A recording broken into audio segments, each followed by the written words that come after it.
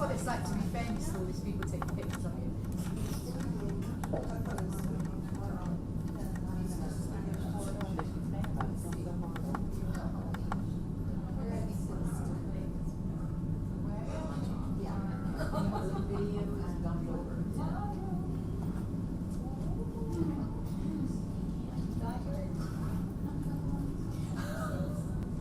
Shay, I have a special thing for that. It's because you realise you were scratching on there. That might be carrying 20 of these, I'm going to give you this one. Shall I clean it for you? Yes. This is what I did, just cleaning yours in.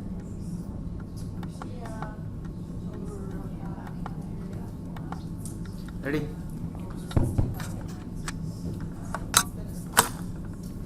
Did we all eat? Are we fed? Excellent. Well,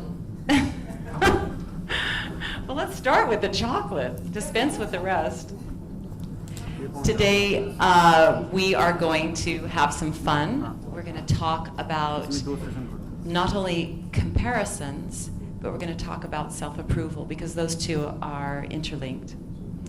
And the purpose of your time today, so that I honor that, is for you to come away knowing that we are all enough in every season. We're enough when we're 16 years old and we feel self-conscious. We're enough when we are 9 months pregnant. We're enough when we are 89 years old and we take out our teeth. We are enough to serve the purpose for that season that we are in. So, enough is enough. And what we are saying enough to is comparisons. And to give some context to our discussion, I want to share with you a little bit of my story. 22 years ago, I stood naked in front of a mirror in a hospital room, and I was so morbidly obese that I could not see the cute girl that would have been standing there looking in that mirror. And so I had an existential crisis. And the floor literally fell out from underneath me. Because to that point, I had been at war with myself. And I thought it was private. I thought it was a shadowy self-war that nobody else knew about. Well, of course, being morbidly obese, it was pretty visible to the world. But I had had anorexia for 15 years, I had been bulimic for 15 years, and done every conceivable diet program and weight loss scheme that has ever been invented. From trying to become a bodybuilder, because I thought that would be the fix, to inventing my own little diet program. My least favorite was the raisin granola diet. I don't recommend it. It didn't end well. And so here I stood thinking that I had something that was irrevocably wrong with me. I just got the losing end of the gene pool. I am broken. How did I get this way? I am not lovable. I'm an addict. I must just like food too much. I'm undisciplined. I am weak. If I could just control myself. Anybody relate to any of those thoughts and those feelings? So, I will share with you, my friends that I love, a very spiritual moment that happened in that instant of staring at myself. And that is that I felt, oh, would you be a love and show us the slide of me at that point? I forgot I had a PowerPoint. Would you please advance? Okay, this is me, this is 3 months after the incident that I am describing to you. Go ahead, and I'll show you the next one. Here I am the beautiful girl in the white sweater, surrounded by the women that I belong to. 4 generations. So we'll stay here for 1 second. In that instant, I knew in my heart that God loved me. And God could see the cute girl, which means she's still there. She didn't go anywhere. And I was enough for that particular season. Sorry. There was absolutely nothing wrong with me occupying the space that I was occupying in that season, because I needed that. I needed that experience in this body. Had I not had that experience, I would not be standing here with you, the friends that I love. So I took my journey home. I trusted God, and I got on my knees, and the first thing I did was say, God, I clearly don't know how to manage this body, but you made it, and so you do. So please teach me. I am now teachable. And the craziest thing happened. Instead of feeling prompted to join a gym, buy a treadmill, drink 2 shakes a day and a sensible meal for dinner, go on a cleanse, join a cult, whatever it was, none of those things were my impression. I had a very clear message that I needed to stop talking angrily to myself. So, I decided that I would start to listen to my internal conversation. What's the monologue that I was having with myself? And the very first day, I caught myself every 5 minutes saying, "You fat, disgusting pig. You're worthless. How could you do this? You're gross. You're ugly. You're not lovable. You're not good enough." And anytime I said that to myself, this was my project, I just said, stop. And, you know, crazy people talk to themselves. So that particular day, I was really crazy. And I said, stop. And it happened every 5 minutes. The next day, it happened maybe every hour. The third day, it only happened a couple of times. Day 4, I had energy like crazy because I no longer was using those evil, negative, critical words to drill myself with. And I felt like I was floating on air. This is really important, because what I experienced after losing nearly 140 pounds 20 years ago wasn't significant weight loss. That's nothing, because I gained and lost the same 1,000 pounds in my life. Anybody ever gained and lost weight? You don't have to raise your hands, but nearly 1,000 is what I went back and recorded. No, what was significant is I changed myself from somebody who thought they had a weight problem, who had an identity that I battle my body, to somebody who doesn't at all. And I'm a chef. I'm up to my elbows in food all day long, great food. And I had reconciled that I must be broken. Something's wrong with me, because I really came for the food to this earth. I'm fairly convinced. I just love it. And I've realized what a gift. I have an extra appreciation for a pleasure. And God designed me with tender mercy to enjoy pleasure multiple times a day. Are you kidding me? This is pretty awesome. Okay, so let's go to the next slide. So let's talk for you about some of the ways that you might be experiencing comparisons and how you might be withholding approval from yourself. And we're going to just kind of look at the macro generally about how we are, and then we're going to look at ourselves. So in 2014, a study was done across nations, globally. It involved nearly 100,000 girls. They were asked a very simple question: what do you think about your body? By age 13, 53% reported they don't like their bodies. By 17, the number went to 78%. Now, we think that with age, we get a little perspective, right? And we probably get over ourselves, and we're not so self-conscious. We would hope that that is true. Well, not so much. By age 35, they report that about 85% of them say, I really hate my body. The number doesn't fall until we hit 72. And only then does it fall slightly, a little bit. It doesn't ever fall off. That's the global energy of what people are carrying around internally, thinking, nobody knows this about me. I'm confident at work. I'm confident in my family. I'm killing it. I'm killing it in every other area. But I really hate my butt. My thighs are too big. I've got this chin. If I could just get rid of this chin. My boobs, oh, my boobs, don't get me started. We carry that around privately, right? We are withholding self-approval.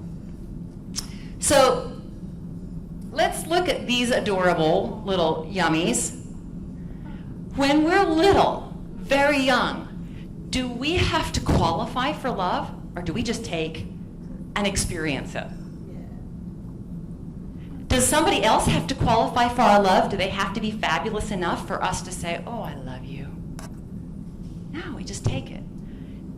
But then remember that number started at age 13? So we know in child psychology that what happens between roughly 3 years old and 13 years old, in that decade, we gain a sense of autonomy. We gain a sense of self, that we are not part of a collective. We are individuals. We are disconnected. And in that process, we start to do something really valuable. We start to make comparisons. It's very useful, comparisons. If there's one job and 300 applicants, it's very useful to know how I'm going to stack up against those other candidates, yeah? But one of the downfalls of comparisons is that we can start to misunderstand that that job may not be the only place where we will feel and become successful. We put limits. We think that's the only guy I will ever love. And if I don't compete, I'll be a loser. I'll be unhappy. We tell ourselves a narrative that isn't true. We believe there's limits to how many good jobs there are and ways in which we can become successful and how much money we can make. We start to put limits on ourselves by comparing ourselves in competition. Another way that we utilize comparisons is we want connection. Babies need connection. If we don't have connection, we literally roll over and die. So, you know, instinctively, we compete. We compete for connection with women because women need connection. We compete for connection with men. Ever had to enter a room full of girls and had them do this? See it again? Ever done that? Ever seen a girl do that to you? And we size each other up. Anybody ever go out to lunch with other women and they dress to the nines for lunch with a girl? Yeah, we compete, and we're competing for connection.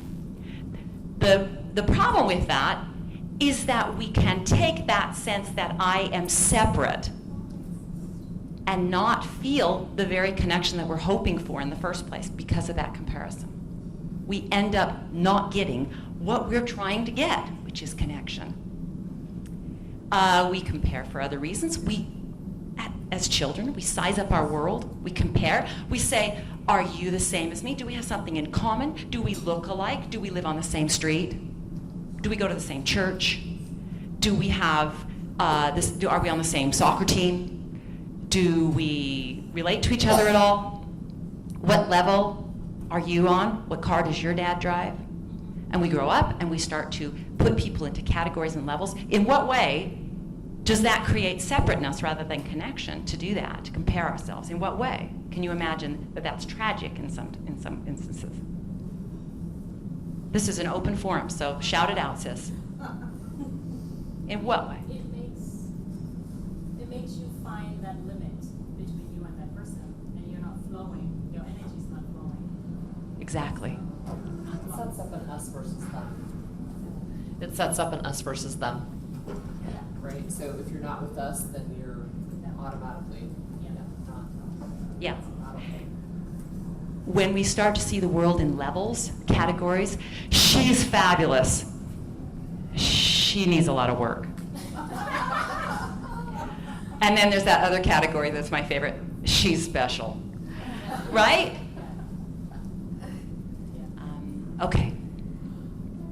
The point of exploring the idea of comparisons, their usefulness, and in some ways the way they are counterproductive, is because ultimately they keep us from approving of ourselves. When we have a false narrative about them, that there's limits, that people are really in categories, that there's levels to things, that in order for me to have what I want, you have to lose. If you're really successful in your business, I go, oh, good for you. And inside I'm like, oh, shit. What am I going to do? My business is not as good as hers. Anybody ever see that happen? I have. Okay. It's about how much approval we give ourselves for what we're doing, because my business doesn't have anything to do with your business. And there's enough success for every single one on the planet to be successful. Yes. There's not a limit. So we're going to talk now very quickly about what we approve of. And let's explore that a little bit. And we're going to talk a little bit about who gets to decide. Okay, this is an obvious duh, but who gets to decide whether or not you approve of you? Raise your hand. We do. Right. And yet, anybody ever looked at a magazine when you're, sitting in the airport, whatever, and you're looking at some images? Anybody ever gone, my bathing suit does not look like that. Mine has a lot more fabric. And it's on a lot different, well, it's south of where hers is.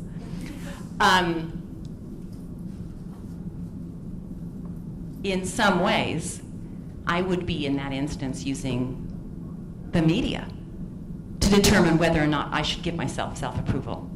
At the University of Utah. It was a great honor. They brought me into the studio. I had the dew. I had a platter of chocolate dipped strawberries that I had, the pose was like this. It was fabulous. And they took the picture. It took about 15 minutes. And then they took me back into the photo editing the wrinkles of my hand.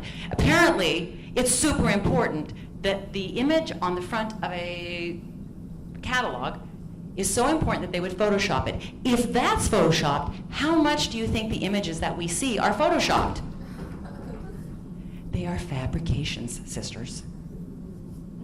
So when we compare ourselves to images that we see, video, YouTube, print media, anything at all, we are comparing ourselves to cartoons, right? Like Jessica Rabbit. Anybody remember that? Anybody old enough?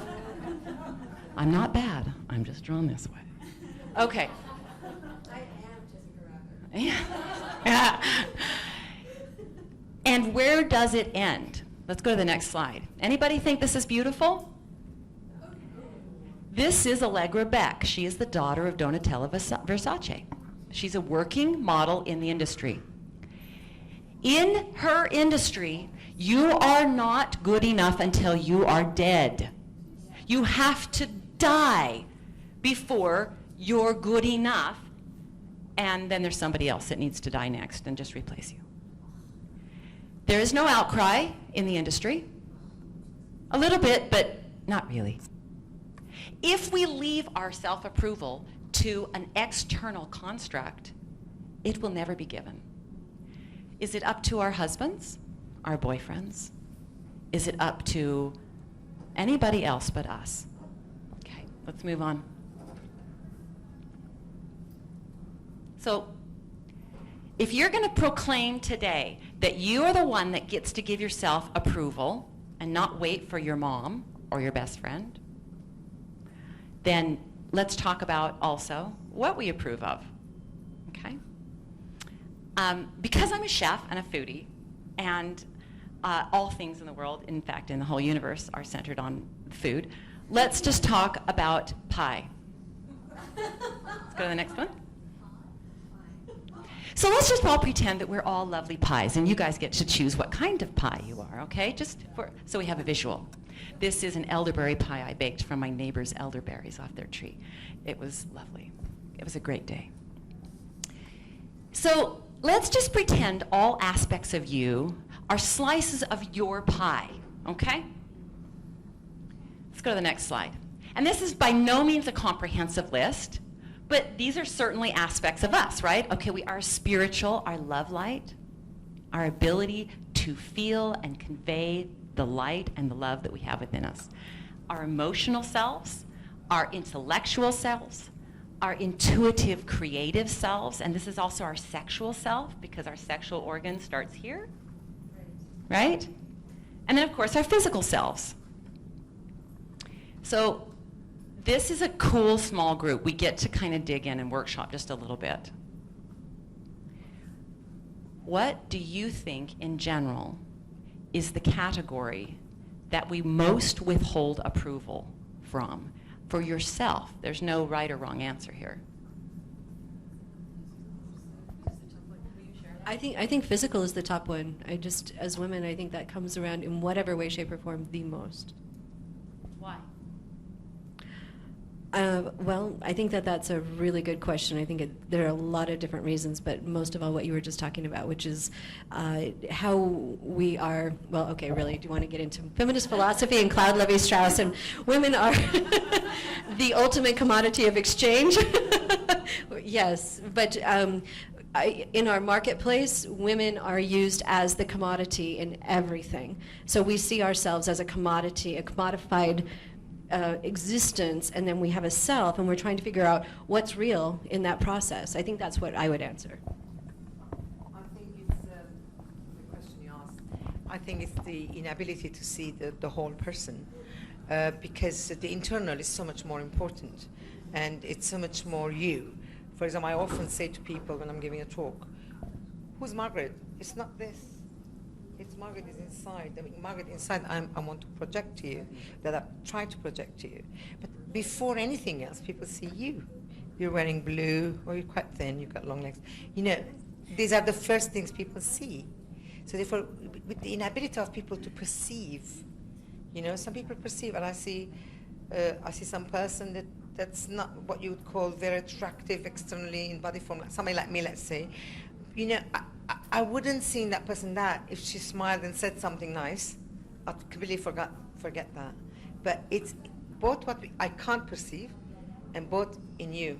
You know, it's like something we need to learn to perceive, like emotional intelligence, love, spirituality are so important in life, much more than what I look like. So therefore, it's inability of the other to see you as you really are. Wow. Let's have that workshop. That's a great workshop. I think the reason why most people dive deep into the physical part of things is because we are focused on, actually let me go back to the point where we are not curious and we're judging.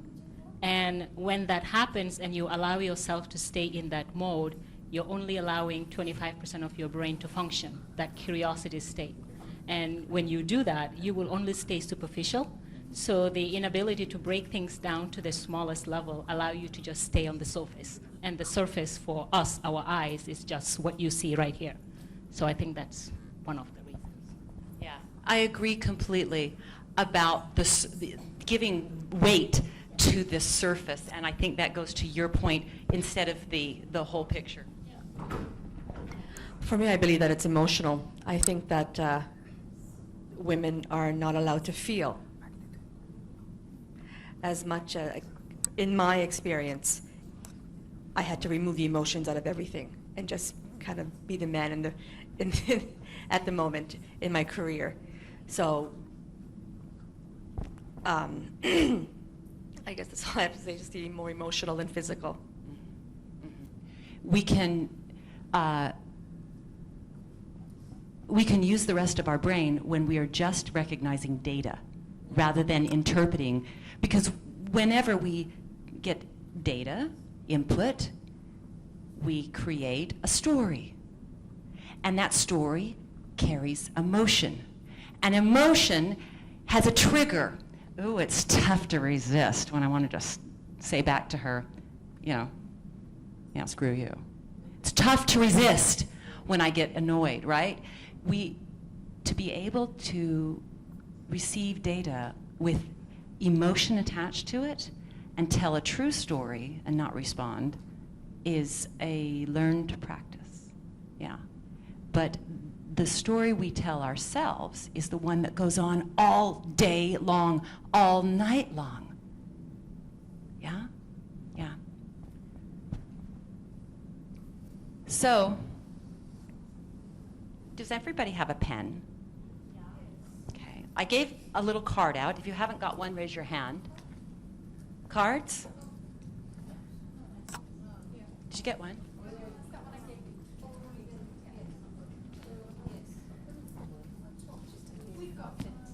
Yeah. So, we're doing a little interpretive pie making. Draw your pie. Use any aspect of that card. We're going to do the list later, so maybe leave that open, but use a space on there and draw your pie. And imagine what aspects of you have value in and you want to approve of. And while you're doing this, I'm going to tell you a little story. This kind of takes a little reflection. We are going to answer the questions on the top and the bottom. So you can draw your pie on that card, or you can use your journal wherever you want to do it. Whatever works for you. Yes? On the list that's printed on your card, it's strictly physical features. That you are a special spirit is true, but we're not putting that. Right. All right, let's go to the next slide. I'm going to tell you a quick story while you're drawing your pie. And we'll go back to that list of the spiritual and emotional and the physical and all that. I was 16 years old and attended the oldest school, the oldest high school built in the state of Utah. It's an old brick building with 3 stories and a grand staircase that runs up the whole thing. At lunchtime, I had to go up and down it to get my lunch and go to my locker. The problem was that the entire football team and athletic program of boys, they sat with their backs against the walls of the staircase and lined the staircase at lunchtime. And in order to get to the lunch and get back to my locker, I had to literally parade past every single one of them. Well, the story I told myself was that the physical was what I was. I was 16. I think a lot of us feel a little bit like that when we're 16. But this is how I went up and down the stairs. Oh, please don't look at me. Oh, please, please don't look at me. Oh, I feel so uncomfortable. Oh my gosh.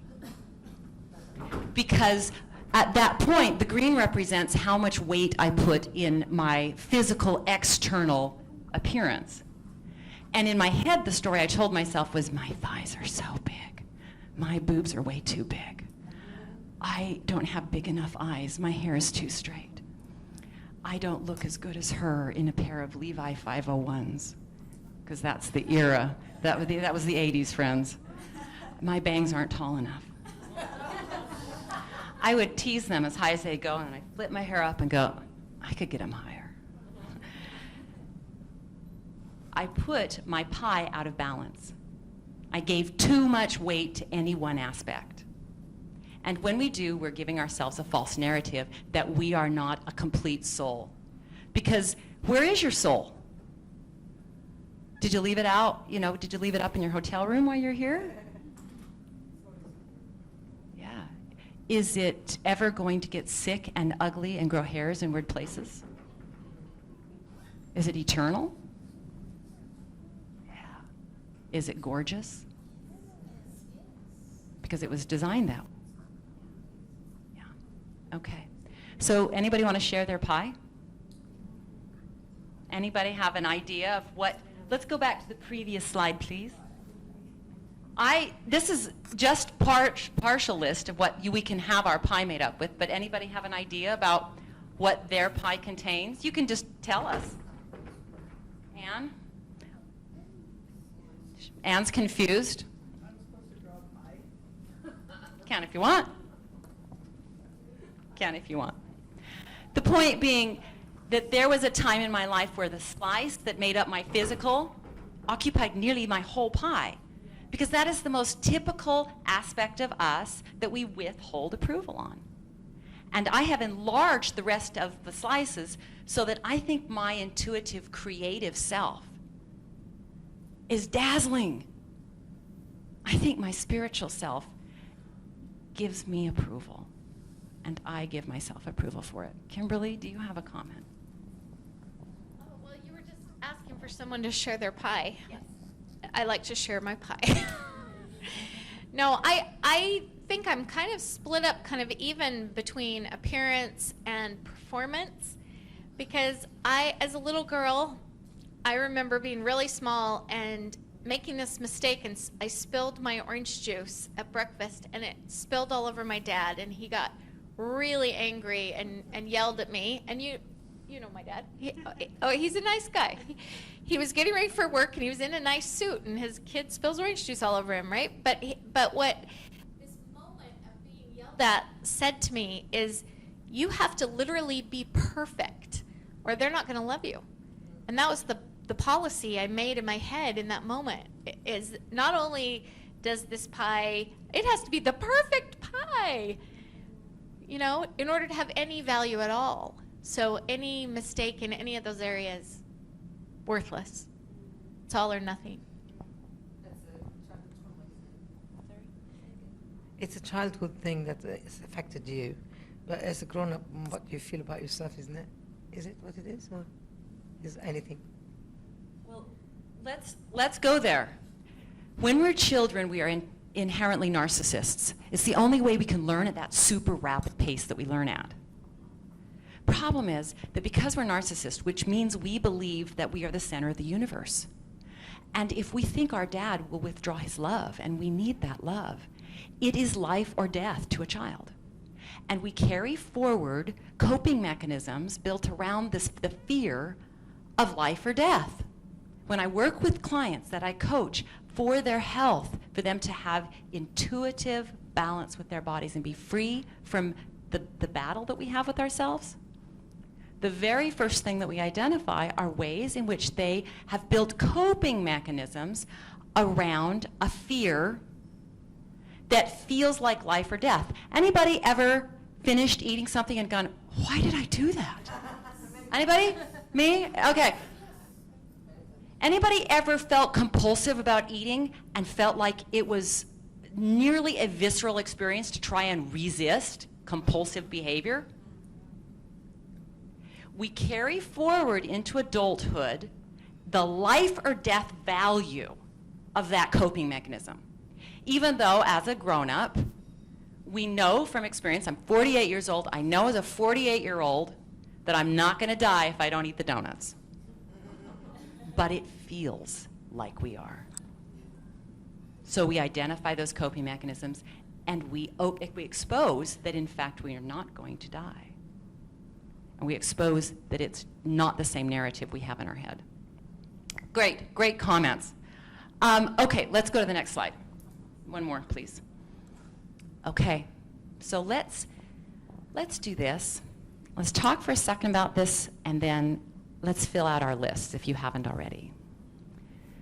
How do we counter this idea of comparing ourselves and having a false narrative about it, that there's limits, that we're not enough, that we can't really be loved, that we can't get connection?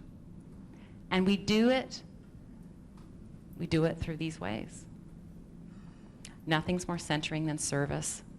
Laurie Baum talked about the life-changing aspect of serving other people and how it helps you find yourself. Yeah. The second way is gratitude. Let's stop there. Let's fill out our list. Anybody have the top 5 worst things about their body done? Oh, is it just about our body, or is it about anything? Let's do your top 5 best features, and then let's fill out your top 5 worst features. Anybody have it all done? You're all done? Physical only. Physical only. Sorry.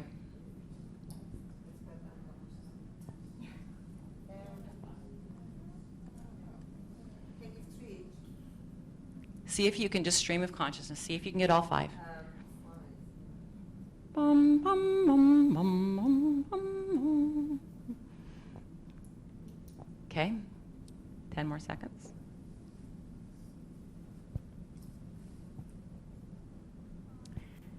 All right, see if you can keep going and see if you can get all 5 filled out. You can't get 5 good ones. You can do 5 mediocre ones.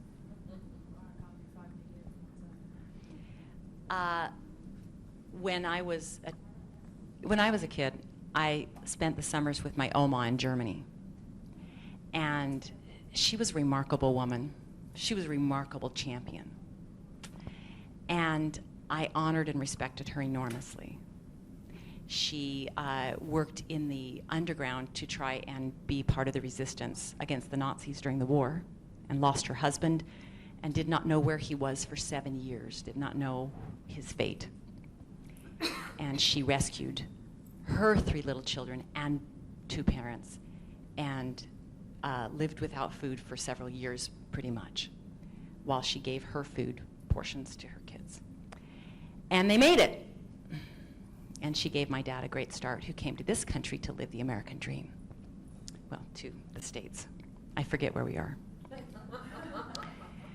I loved my Oma. And one day, she asked me to bring her something into her room, and she was changing, and I walked in, and she was backlit with the light behind her, so I could just kind of see her in profile. You know how you're kind of dark in front, and you can see the outline of someone? And I had, up to that point, decided that there was something wrong with me because I didn't have little stick skinny girl legs. I had quite a full womanly figure at age 12. And I hated it.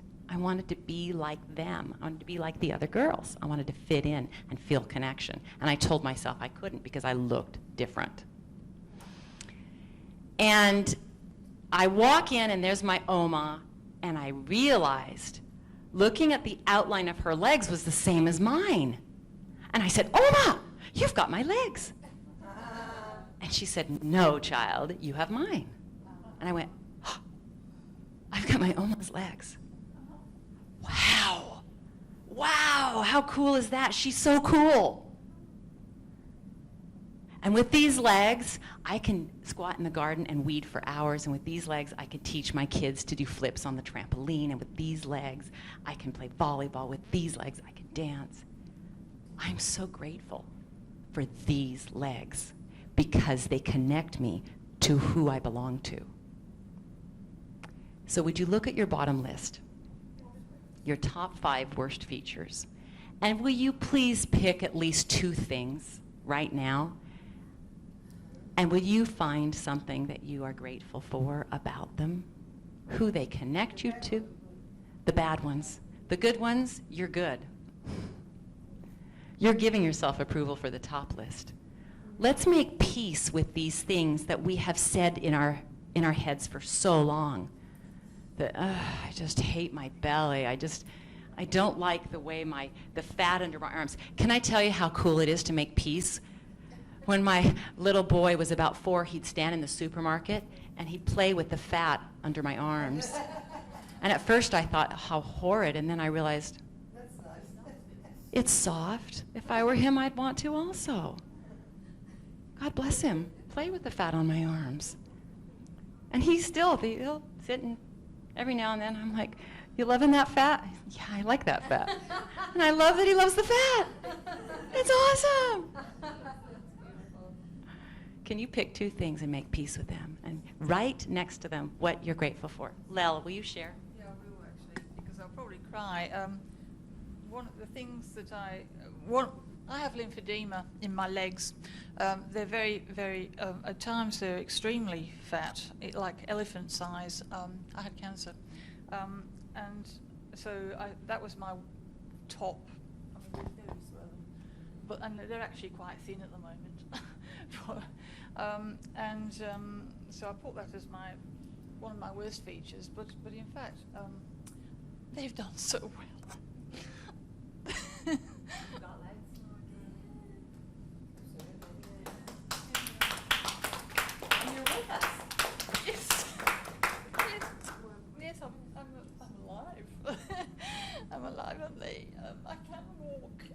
that I'll be able to run and other things. And this year I think I'm actually going to do a lot more to actually improve my health and my legs. But they have done so well.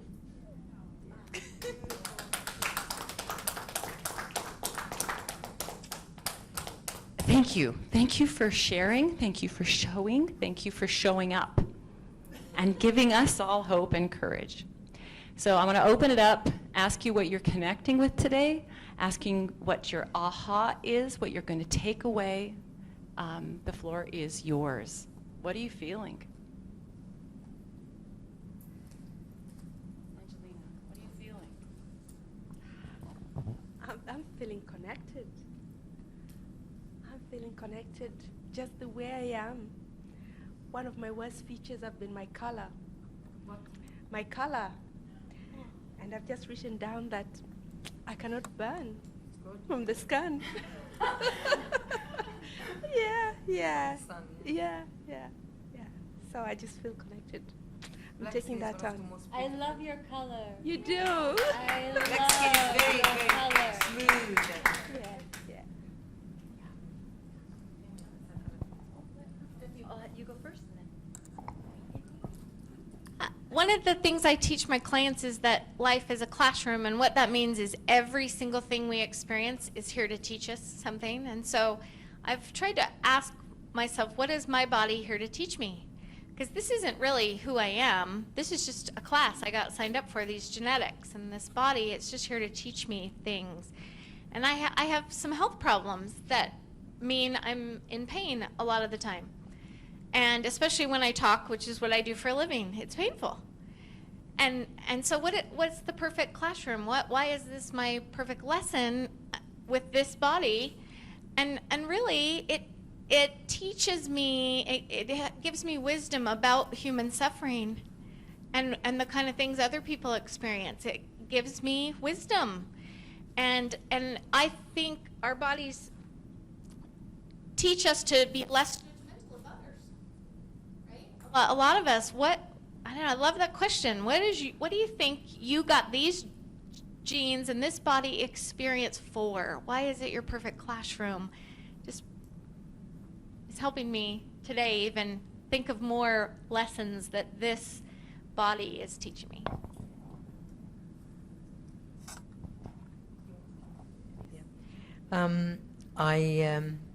Until a few years ago, I thought I had beautiful skin, and I did.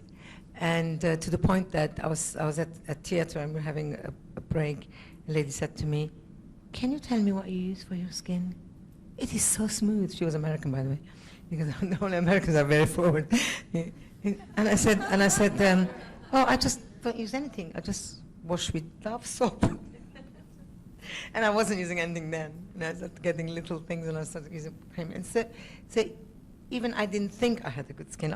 Generally, people, but because this woman said that, I was like, "Oh, that's really nice," and it started getting worse, because of my age, I suppose. And I now use cream for the past year.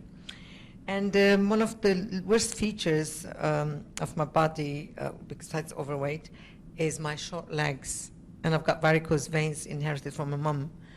And but I've also inherited so many nice things from her. She's got a heart full of love. So do I, bits of it. Anyway, so when you were saying to be grateful, I volunteer a lot. I run around a lot. Even I just have maternal nurturing nature. So if somebody needs something, I'll run. Although I'm 69 and the other girl is 16, I just run to get her tea or whatever it is. And then I thought I've done so much helping people also in projects, and I feel thank you for those legs. I can keep running. I can keep going to places and doing things for people. What does it matter if it's got some more varicose veins because I'm running? It doesn't really matter so much. So the gratitude is really key. And knowing who you are is key, for me. Thank you. Yeah, beautiful, beautiful. I love your gratitude. I also have up there passion, faith, laughter, love. Carmel? Okay, so what you were talking, when you were asking this question, one of the things that popped into my mind was a moment that happened a few years back where I was in my bedroom with a new lover, and I was pulling my clothes off, and there was that split second where I had that self-consciousness, and the moment when that happened, I stopped and I turned and I looked at myself and I said, "Oh, what are you going to do?"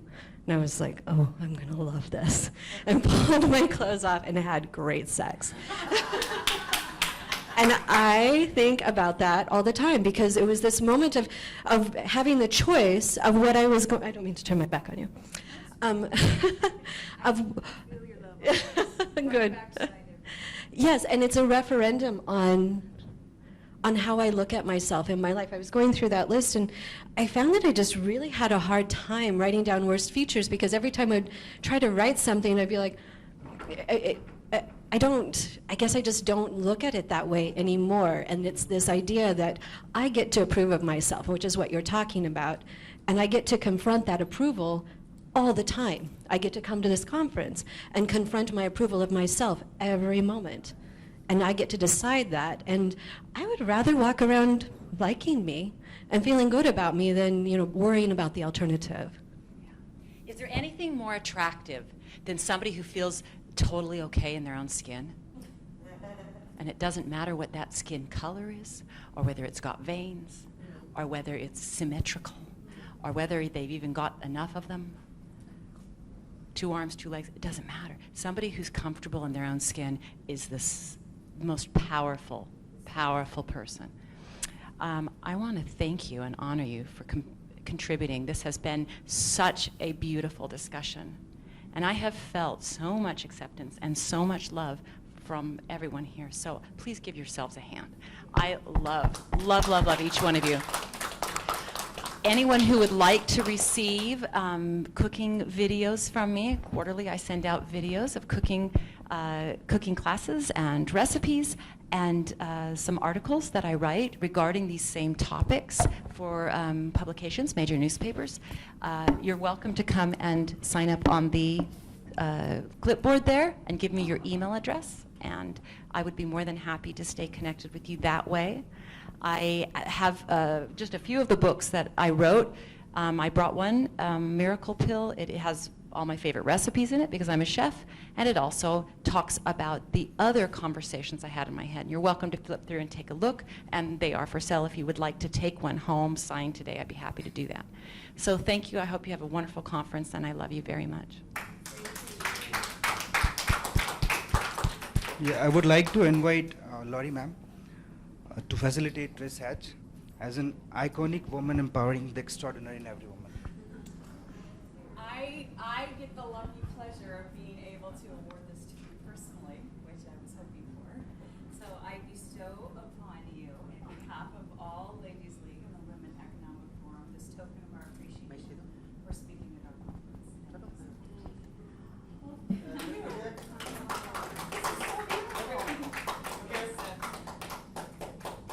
Oh, you need to move Lori out of that light. Yeah, you better, come out of there. Move me out of the light. Yeah, that's Out of change. Just a little more.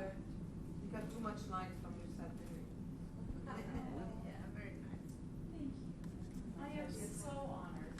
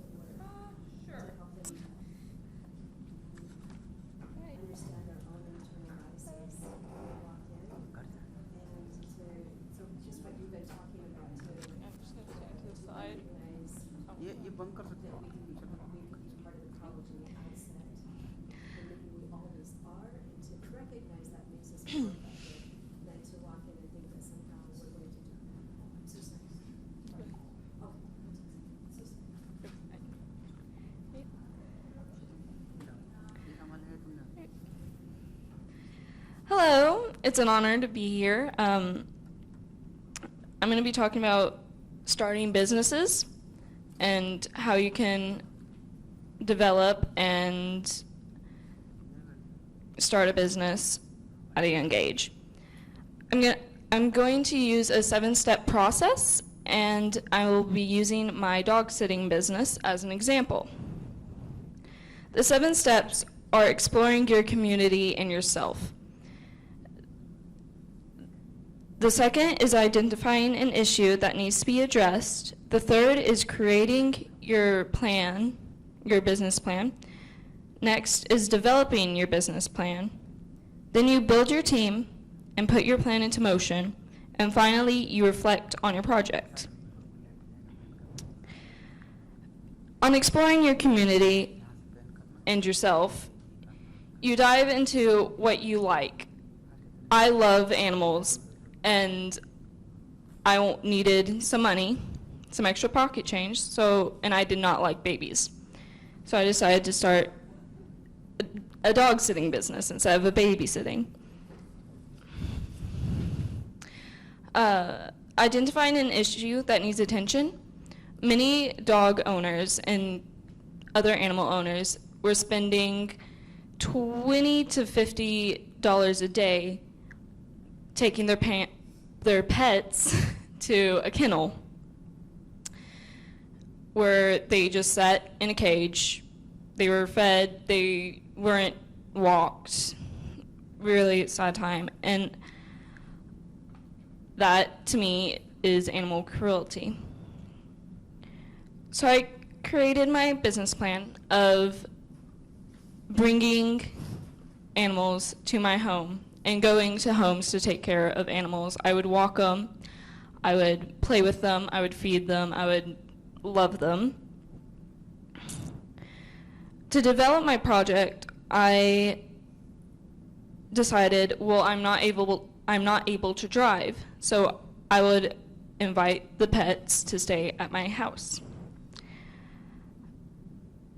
The prices of kennels was a big thing, and I didn't. $20 a day seemed a bit big for my services, so I dropped it down to about $5 a day.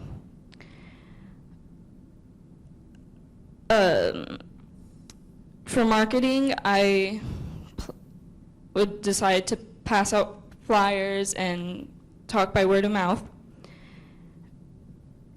And during developing your project, you need to think, why does it matter and who will it help?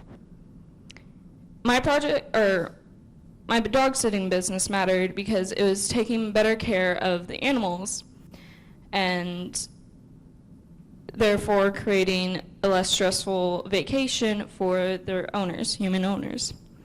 It helped both the human owners enjoy their vacation, the animals to have a nice, loving environment versus a cage, and it helped me gain some extra pocket change. When I built my team, I included my parents and my sister to help walk the dogs because I have school, and I was away from the house for most of the day. So my parents and my sister help walk and take care of the dogs. I put my plan into motion by marketing, putting my flyers out there, talking to animal owners. And finally, after all the animals are gone, and after I think about my business, when I reflect, I think of all the money I helped save. Because instead of spending $20 a day, I have been $5 to $10 a day for better care of the animals. And I'm getting paid for what I love. So in conclusion, to help start an entrepreneur venture, It's just 7 easy steps. Exploring your community and yourself, identifying an issue that needs to be addressed, creating and developing your project or your business plan, building your team, putting your plan into motion, and reflecting on your project or your business. Thank you.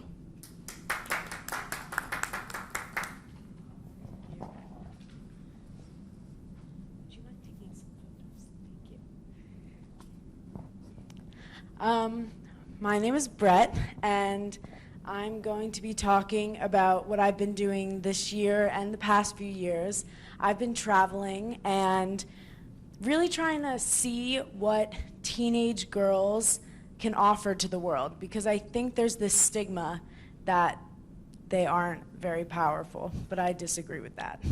I've got really interested in traveling and feminism, and the two interests collided pretty naturally to see how different cultures and different environments affect how someone is raised and how they turn out and what they aspire to be. I think that teenage girls see certain topics through a really specific and unique lens, and I think that's really interesting to look into. So I'm going to start by talking about education. There are 66 million girls not attending school right now throughout the world.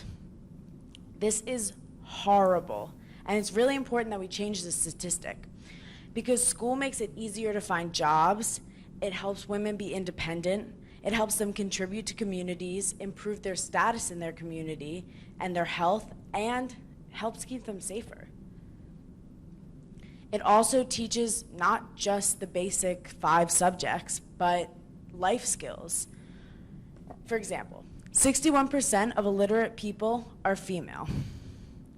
This means that mothers can't read recipes to make sure that their children's food is not prone to have salmonella or E. coli. Or it means they can't read the medication or the instructions on their toiletries so that everything is being used properly. I was in Peru earlier this year, and I worked at an orphanage, and one of the other volunteers was a local girl named Vanessa. Vanessa had just turned 18. However, she wasn't attending school. She had 4 younger siblings, and she had to tend to them. And when she wasn't doing that, she was volunteering at the church because she was an aspiring nun.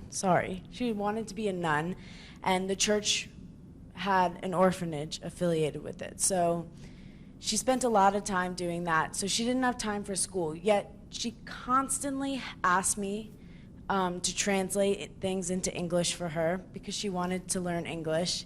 And she also was interested in learning calculus. In fact, she was trying to teach it to herself, but I was not able to help her with that. But when you think about it, Vanessa wasn't going into math. She didn't need to know English. But if she was learning these life skills, she could teach them to kids all over the world as she worked as a nun traveling to different orphanages, which is what she planned to do. So just because a woman doesn't need certain skills doesn't mean it's not important to teach them to her. It's been said many times that if you teach a woman, you can teach everyone, because women are mothers and daughters and sisters that can educate the community. I was also working in Mexico, and in Mexico I actually was teaching in the public schools. So that was a really unique opportunity. And I got to really see what it's like in the public schools there. And one of the things I noticed is this machismo culture, it's called, which pretty much states that men are more important and their masculinity is highlighted. And I saw this a lot in the classroom. For example, one day we gave the students a worksheet to write, and it was just a plain body, and they had to fill in the body parts. And some of the bodies were female, like they had long hair, and some of them had short hair. That was the only difference. Yet, when we gave the boys worksheets with long hair, they refused to do it. It was so astonishing to me that they were refusing to participate in this activity simply because of the gender of a worksheet, right? But that's how it was. And eventually they agreed to work on it reluctantly. But it's really interesting to think about the idea that a student would refuse an educational lesson because of a gender. Now, I live in a somewhat affluent community in Pennsylvania, and it's really interesting to compare sexism and gender differences in third world countries to my hometown. When I first thought about it, I thought, of course boys and girls are treated equally in the schools I've gone to. How would they not be? I live in America. But once I looked closer, that was not the case. So I asked some of my friends if they could think of any stories, and there were more than a few. One friend of mine was stopped in the hall because the back of her shirt was very low cut and you could see her bra. A teacher stopped her on her way to class and told her she had to go to the nurse to get a spare top. And this disgusts me. This means that a teacher was putting the objectification of a young girl in front of her as a student. Because to him, her covering up to please the boys so they wouldn't get distracted was more important than her sitting in a classroom and getting an education. Another common things my friends told me was that they'd receive sexist comments from their teachers. One girl said that a teacher had asked some boys to grab textbooks because they were heavy. And she said, "I'm strong, I could get the textbooks." And he made her grab all of them. Another girl told me that her teacher would undermine her if she spoke up in class, whereas if a boy said something similar, he would applaud his bravery. Similarly, in America, we read a lot of classics. So I looked at the list of the top 50 classics that are assigned in high schools. Out of those 50, 11 have female authors. This means that girls and boys are learning that fewer women are capable of writing books that are worthy of reading, which is obviously untrue, but sets an example and a standard that women are lesser than men. So school is an important step for many people to starting a career. And careers, unfortunately, also have a lot of gender inequality. For example, 5% of the Fortune 500 CEOs are female. Only 5%. For every one female CEO of S&P 1500 firm, there are 4 men named either John, Robert, William, or James. Similarly, 22% of parliament are women, and America has never had a woman sit as president. How can teenage girls aspire to these big jobs when they have no one to look up to? I again asked some of my friends if they had ever experienced sexism in their work. A lot of my friends and I have had after-school jobs. And I'm gonna quote one of my friends directly. She works at a pizza place, and she still works there despite the horrible sexism she has faced. Her direct boss constantly is telling her to smile because she's prettier when she smiles. He tells her that she is the body of a ballerina, and this is a quote. He said that he wished he could take a bath with me and that he wished he could divorce his wife because he prefers prettier girls like me. That's a quote from her. She also said that all the men workers there constantly touch their hips, all the female workers. And they joked about getting shirts with the restaurant's name on them, and the girls would have to wear low-cut V-necks, and the men could wear whatever style they wanted. Another problem in the workforce, especially that is faced by teenage girls, is hiring based on looks. For example, one of my friends said that anytime a friend of hers walked into the restaurant she worked at, if she was attractive, her boss would comment that he wanted the friend to come work for her. He would also send girls home for not wearing enough makeup. So now I'm going to talk more about my work abroad and the gender roles within the family. The first place I ever traveled to was Haiti, and there I lived in a small village about 8 miles outside of Port-au-Prince, so it was very remote. And the host family I lived with had 3 generations in the household. We had a father, however, he worked at a farm. He worked on a farm that was not in the same village. So out of the 9 days I was there, he was only there 2 because he often slept in the other village because he couldn't afford to come home every night. Because of that, our grandmother, who we called Mama, was the head of the household. Her daughter, Jeannette, was mostly a mother. She was currently out of work, but she was hoping to become a teacher at the school that we were building there. She had 2 children who were 5 and 7, and they both attended school in another village, which was a 45-minute walk away. So we were building a school in Haiti, and we got to go to the work site and contribute a bit. And on the work site, there were very clear roles for each gender. Women usually carried rocks or helped make rebar, while men mixed cement or dug trenches. In fact, one time I had a shovel, and I was about to start digging a trench, and one of the local men grabbed the shovel from me. And he was just perplexed as to why I would even attempt to dig a trench. A few years later, I went with the same group to Nicaragua to build another school. There, my host family had 2 generations. Our father worked long hours in a farm in the village, so although he was able to come home every night, there were often times he didn't see his kids awake for days because he wouldn't get home late and would leave very early.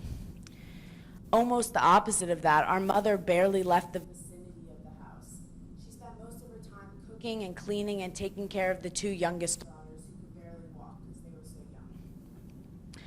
Our oldest host brother, Tomas, was 18, which was kind of cool because he was in the same stage of life as me and the other volunteers. He also worked on a farm and had stopped going to school at age 16. However, he was able to work fewer hours and would come home at night much earlier and help out with chores around the house, like fixing things or deshelling beans. Under him were 2 siblings, 2 sisters, Anna and Marlene, who did a lot of household chores and went to school part-time. They were 8 and 10. It was really interesting because you could see that they were raising the children in these gender roles, preparing them for the life that the mother and father had led. They really didn't have any option. And the work site there had almost exactly the same separation between jobs, which is interesting because Haiti and Nicaragua have many cultural differences, but somehow this one tradition kept. So we're focusing here on teenage girls and their accomplishments, and there's a few teenage girls around the world that I would like to discuss now as well. For example, Yusra Mardini is from Syria, and she's 17 years old. And she was on a boat to England because she was a refugee. As she was on the boat, it started to sink, and water was getting into the boat. She jumped out and swam and pushed the boat along with her sister for 3.5 hours until they finally arrived on land. Today, she is in training to be in the 2016 Olympics for England, and if she is selected to be on the team, she will be the first ever refugee member of the team. Similarly, in America, there's a girl named Monet Davis, who's from Philadelphia, as am I. She was 13 when she made the cover of Sports Illustrated magazine because she pitched a shutout game in the Little League World Series. Sierra Judge, Emma Hickey, and Sophie Hilly-Throw are all from Ireland, and they won the Google Science Fair for discovering dysotroph, which is a bacteria that sucks nitrogen from the atmosphere into soil, which results in the sped up germification and increased yields of cereal crops like barley. These girls were 16 when they made this discovery. I found an article titled The 50 Smartest Teens, and out of these 50, only 18 were girls. That doesn't seem right. I just read about many girls, and there are so many more. I could go on forever about the incredible things teenage girls are accomplishing, but they're not receiving the acknowledgement, and they're not receiving the equal opportunity that they deserve. So I'd like to just conclude by saying that teenage girls are so powerful and so important and can contribute so much to our society. But if we don't start giving them equal opportunity and showing them that they're capable of anything, then they will never be able to fully contribute. Thank you.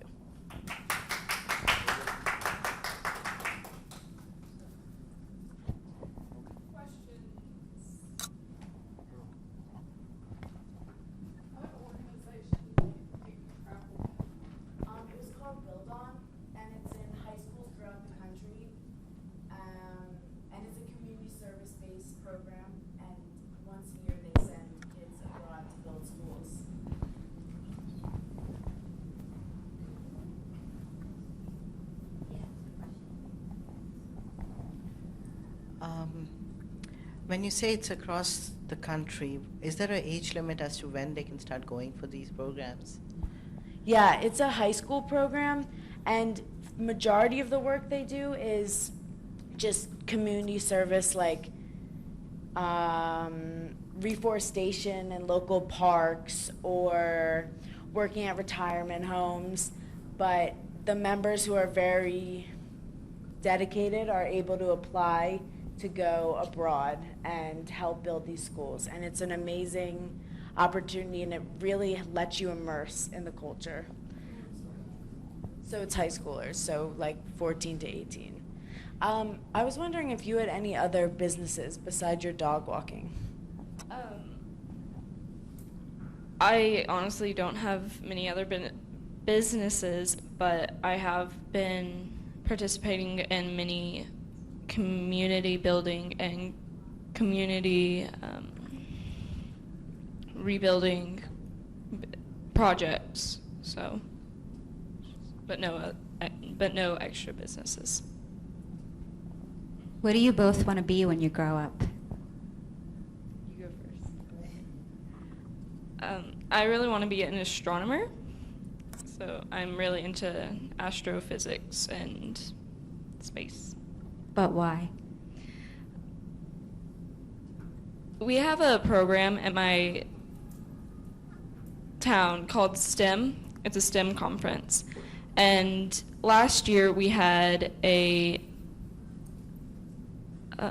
commander, I think she was, of NASA. She came and she spoke to us, and she wanted to be an astronaut.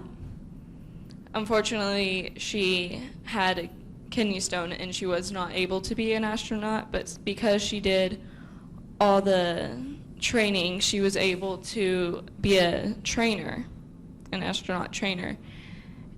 And she told us that there was hundreds of different astronauts from when NASA started, but she was the first, and there was few, I think they're called commanders, flight directors, flight commanders. There was only about barely 30 or 40, I believe. I'm not sure of the numbers. Very few compared to the number of astronauts. And she was one of the first women to do that. So she talked to us, and that inspired me. And you? I'm hoping to work in international politics to help further women's equality, because I believe that everyone should have equal opportunities. Do you have a role model for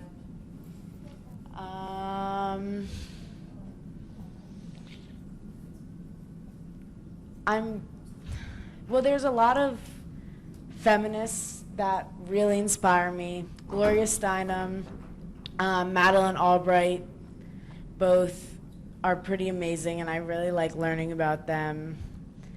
And I had a teacher named Mrs. Schuster who was very much not afraid to go against the grain and teach us things that were not technically on the curriculum, and she really helped me learn that education is more than about passing tests, you know? So, yeah. Do you have a role model? Probably my mom, right there. She, like, I have just, I don't really have a single role model. I have just a lot of writers, female writers, the different astronauts, the different flight commanders, flight directors of NASA. It's just more of a group of people that I see as a role model versus just one singular person. So.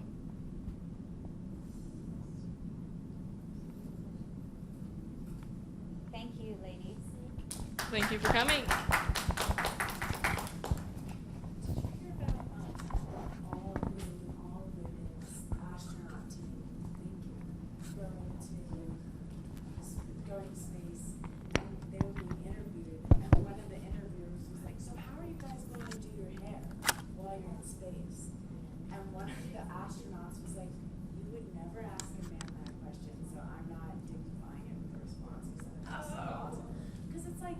Going to space and you're asking them about their hair. It was just like so insulting. But I was like so pleased with her response that she didn't even do that. Oh, we did ask pretty much all.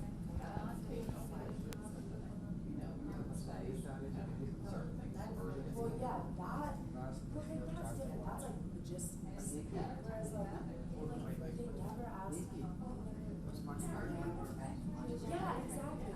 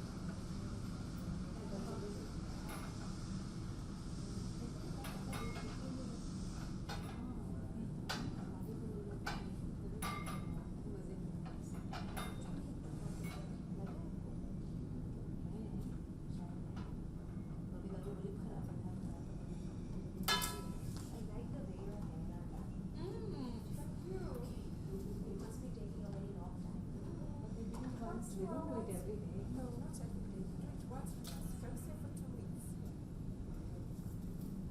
Then how to open it? Is it specific something to open? Do it in the parlor. Is a special form to open it?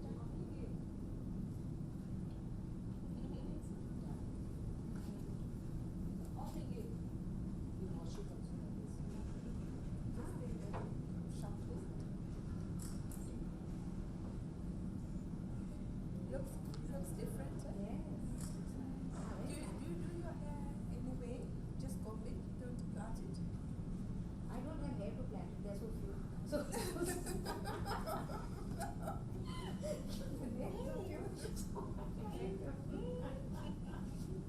What but you then have it's to easy to manage. No? Yeah. Yeah. They look very artistic. Yeah. And you can do many things. Many things, Yeah. All different way. Yeah, it's an art.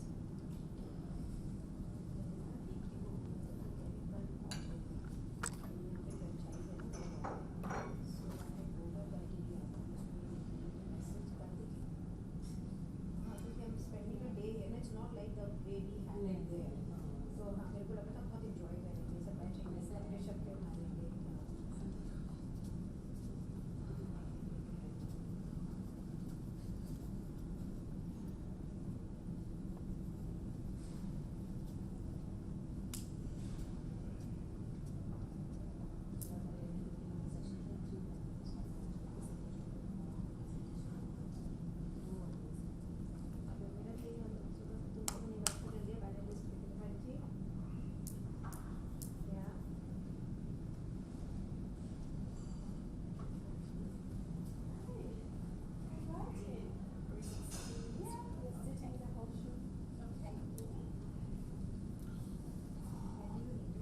एक और डालना है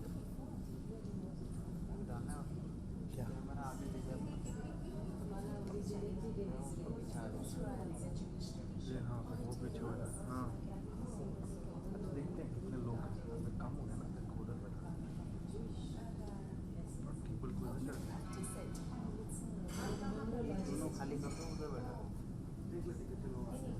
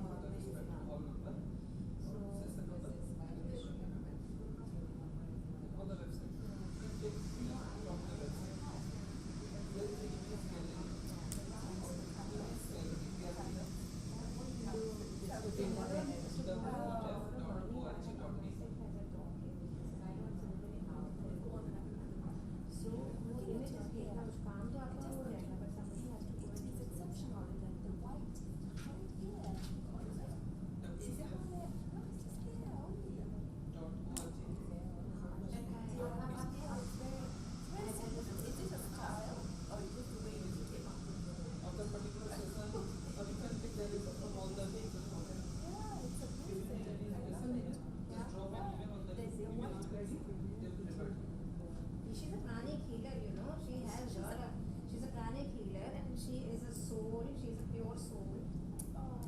So I sit next to her so that I can rub off little on myself. Okay. Maybe we should exchange seats because we're near her all the time. I'm not near her. She lives in Jaipur. I live in Delhi. Oh, really? Okay. Yeah. But you can come here and rub off her. Yes, I'm getting it by osmosis. No, I'm not joking. I'm serious. I don't believe that. How nice. Oh.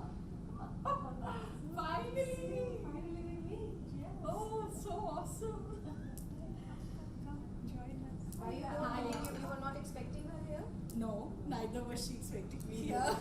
You are also We didn't know. in the same field? You are Facebook friends. We are Facebook friends. Yes, I love healers. I've been involved with healing, and I'm no She's a chitra. designer. I'm a designer. I have a retail Design store. what?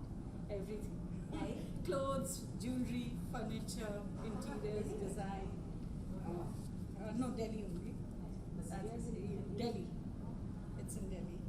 You gave her such a warm hug. Can I get one also? Yes, yes, of course.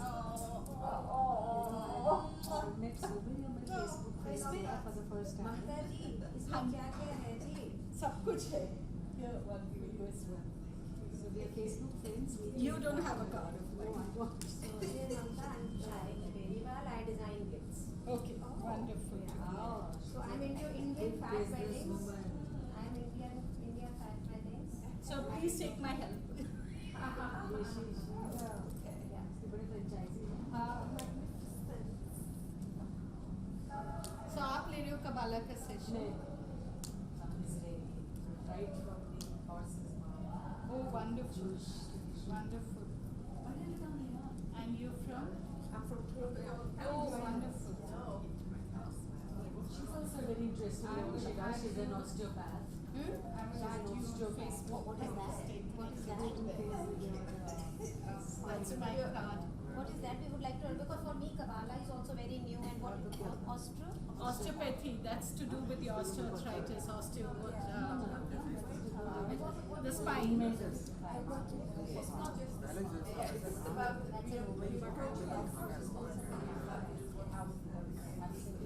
So there's a separate alternative. मेरे life पे आगे नहीं है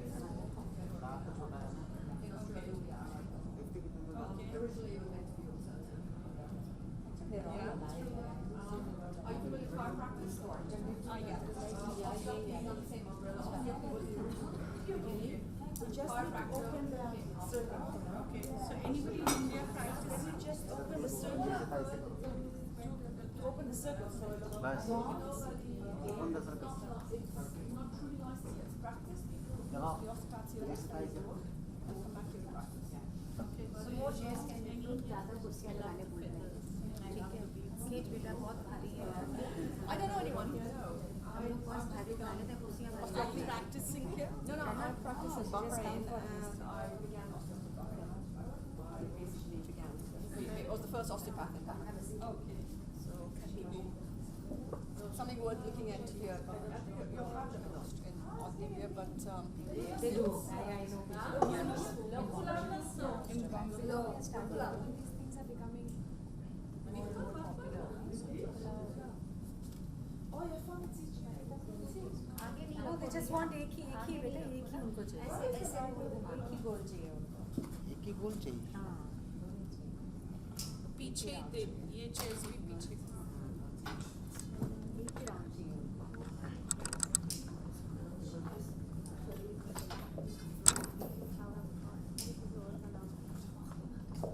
चलो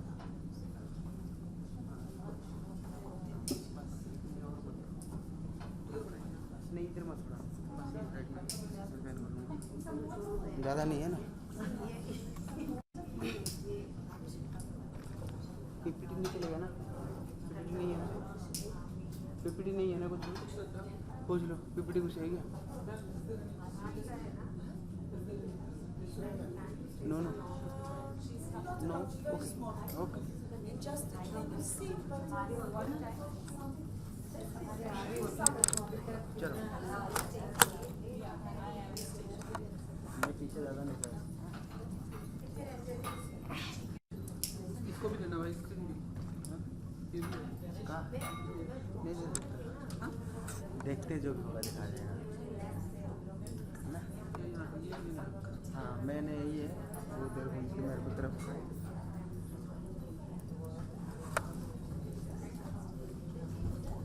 सुनो क्या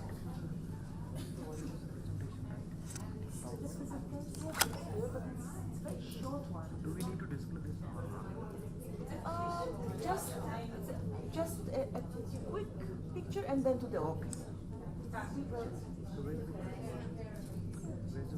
एक कुर्सी हटा दो हाँ पीछे कर दो कुर्सी एक साइड पीछे कर दो बैठा हूँ, मैं इधर शिफ्ट करूँगा, पीपीटी के साथ ले लूँगा थोड़ा सा, इसके फिर इधर आगे आ जाऊँगा, बस ये रहो।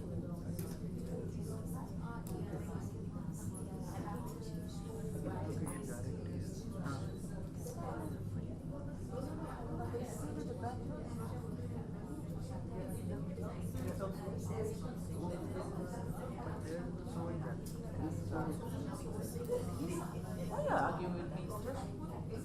दोबारा निकाल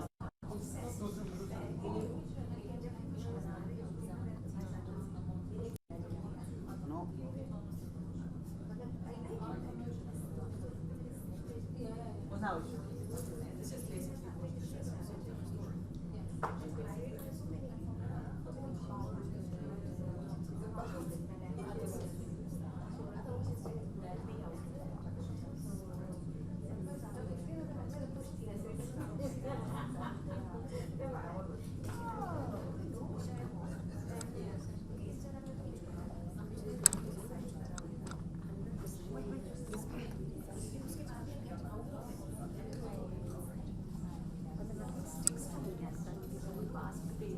थोड़ा आगे कर दो, थोड़ा कुर्सी आगे कर दो, मैं शिफ्ट करूँगा ना,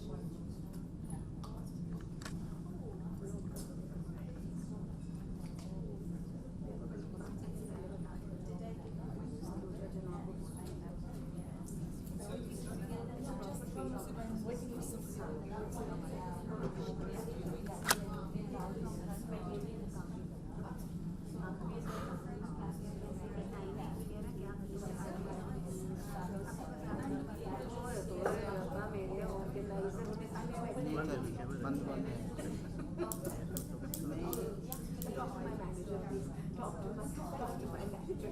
ऑडियो वगैरह ठीक ठाक आ रहा है, नहीं ये कैमरा में कि माइक में आ रहा है, और जो एक साथ में दोनों कर रहा है, वो टाइम क्या होता ना, इसका माइक को तो उसमें से कुछ आ रहा है, अब वो आ जाएगा, माइक जैसे होगा ही आएगा, दोनों लाइन अलग अलग है, माइक लगाना पड़ेगा, audio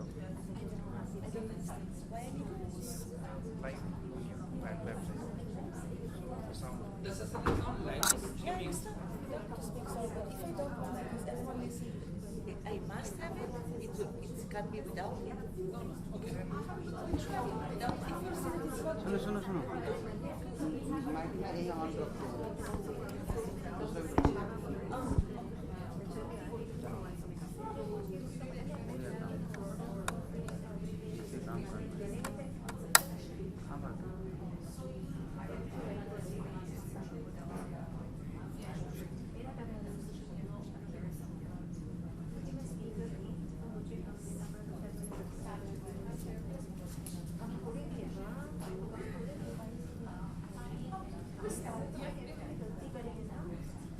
I waited for someone, but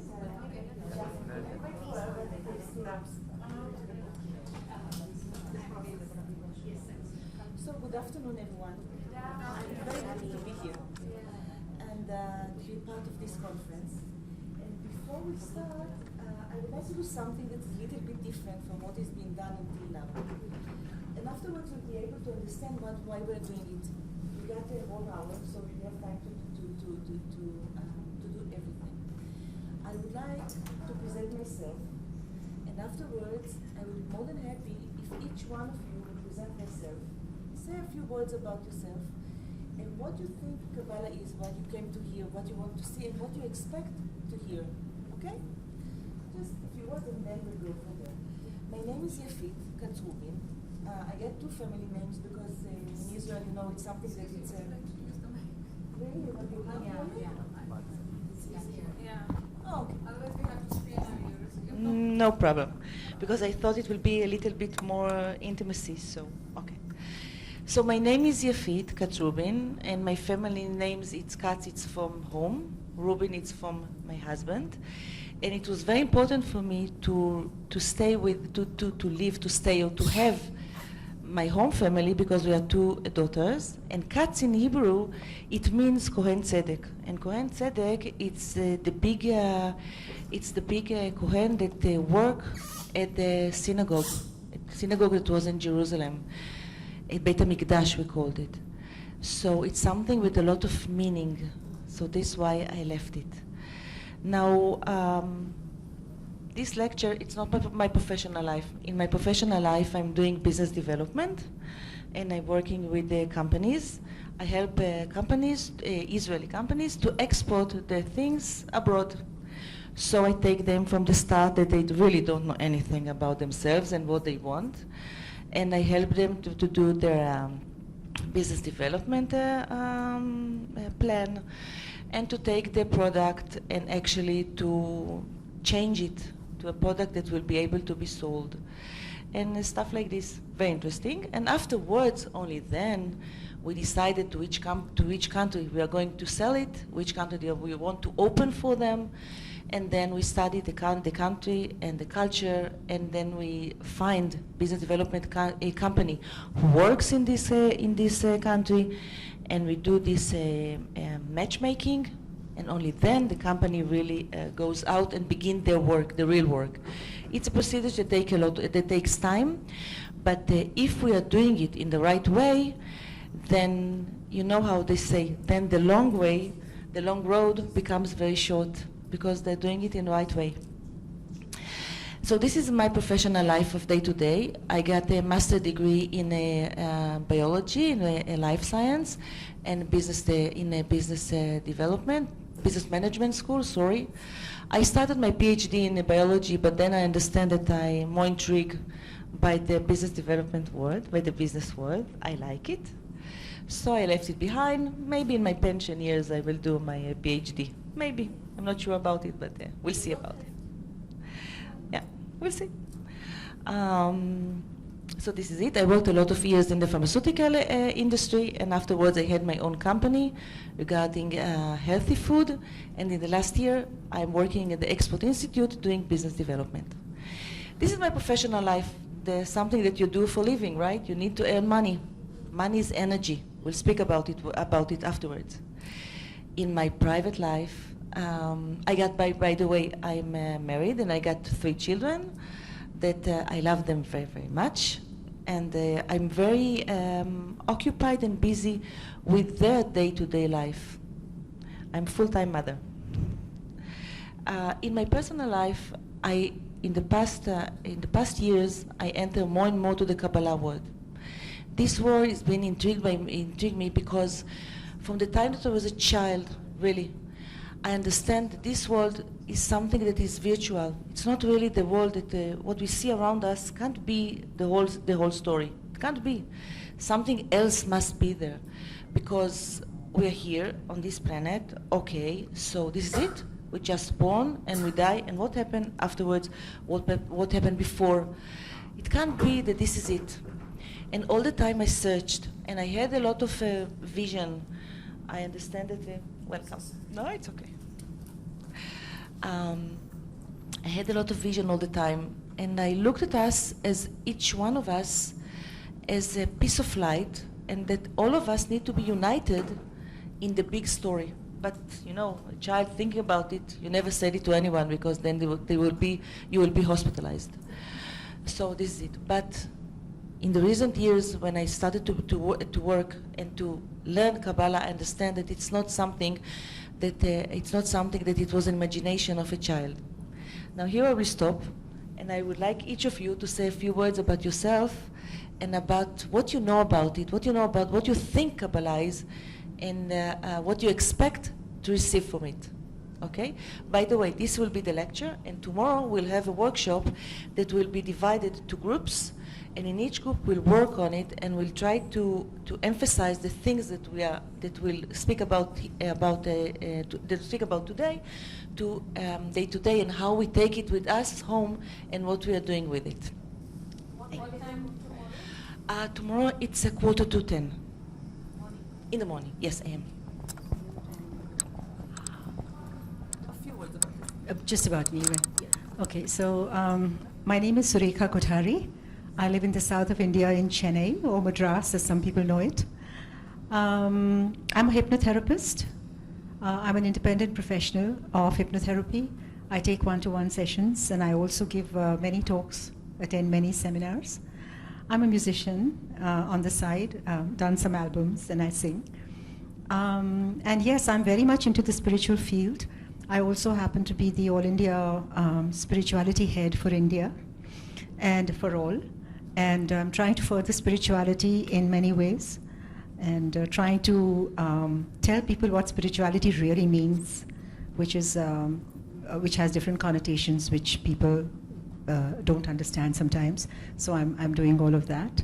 And yeah, I have 3 kids, and I'm a homemaker too. So I'm enjoying life. Thank you. Great to be here. Hi everyone, I'm Deepa. I'm a writer, and I'm also from the southern part of India, a city called Bangalore. You asked what I know about Kabbalah. To be honest, not very much, which is exactly why I'm here. All I know is it's a mystical part of Judaism. Is that right? Very ancient. And I've always been very spiritual, so I like to see what other religions can contribute towards my spiritual transformation. So I'm here to learn something new. Thank you. Hi, my name is Shirley. I'm from New Zealand. I'm here to learn. I'm Chitra, and I'm a writer and a healer. And I learned something about Kabbalah, and it fascinates me through Linda Goodman. So though she says that it's a Jewish tradition, and in her teaching of Kabbalah, there is each alphabet is assigned a number, and that number is combined together, and some kind of interpretations are done. So that's all I know about Kabbalah, but I'm very, very interested in it. Thank you. I'm Shalini Beriwal, and by profession I design gifts. And I deal with Indian handicraft very deeply, and I'm a country chairperson for Skill Development All. And we do a lot of program with underprivileged girls, skilling them and all. I know nothing about Kabbalah. And she told me, you come, and it's very nice, and it intrigued me, and so I came here. Hi, I'm Mamta. I'm a designer and a retailer. Been working with Indian startups and illiterate women and craftsmen since 32 years. I'm very connected to the spiritual world and very connected in many ways to a lot of religion. And Kabbalah has always intrigued me. And so when I walked around seeing what's written on all the boards, and I saw Kabbalah, I said, wow, this is it. And that's why I'm here. Good evening, everybody. My name is Angelina Dawa. I'm from Kenya. I work in one of the hospitals in Nairobi. I'm a medical doctor. I don't know much about Kabbalah, but I'm very intrigued about the spiritual, social, economic aspects of health, which is not the biology that I learned in school. And so this is intriguing for me, and I hope that I am going to be a little bit more enlightened after this. Hello, I'm Yoon from South Korea, and I've been teaching at Rai University in India for 1.5 years now. I've chosen not to be religious, and I have no religion, but I'm interested in spirituality and Kawat. Kabbalah, this is the first time I heard. Hi, I'm Emily, and I'm from Salt Lake City, Utah, which is in the United States. Happy to be here. Knew nothing about Kabbalah. I feel like I'm a perpetual student, always wanting to learn about new things, so I'm excited to hear about it. Thank you. I'm Dalia. I'm from Israel. I'm Jew. but I don't know anything about Judaism or Kabbalah, and I'm happy to be here. Hi, I'm Anat. I'm from Israel too. I have a mailing and a shipping company, but I'm also an artist, a ceramic artist. And I don't know really about Kabbalah, but I think it's about asking questions and to try to find the answering of yourself or on the inner inside of you. That's what I'm thinking. So for different, I'm Einat from Israel too. I am CEO of Israel organization. It's economic organization and social organization. It's called Hairway, a fresh look of women's career. And I learn a little bit about the Kabbalah, and I'm interested how the Kabbalah is thought or say about the careers of women. Thank you. Hi, my name's Lana Peters. I'm an osteopath and I run a clinic, alternative medical clinic in Bahrain. I'm just here out of curiosity and intrigue to learn a bit more about Kabbalah. Of course, always. My name is Rajita. I'm a corporate professional. I come from north of India, but I'm staying in the western India right now. And the first time I heard about Kabbalah was through Madonna during my teenage years. And that's how it actually interested me. That, okay, what is, I tried to Google and find some information, because in India, most of Indians would know it's about Tantra and, about mysticism and what it is, energy, and that's why I've been kind of attracted to it. Of course, like everybody else, spiritual side dominating more, so I was intrigued to see what it is actually and how it can affect us on day-to-day lives. My name is Ayelet. I'm from Israel also. I'm studying Kabbalah also with the same teacher. We shared the same teacher, Yuval Cohen Ashov. We didn't? I'm sorry. Thought we talked about it. And anyway, for me, Kabbalah is living the holy part of us and making the part of the trust and the belief in God a way of life, and put it more and more and more within my way of life. So this is Kabbalah for me. Hello, my name is Liat. I'm learning Kabbalah. I'm from Israel too. And for me, Kabbalah, it's language. Okay?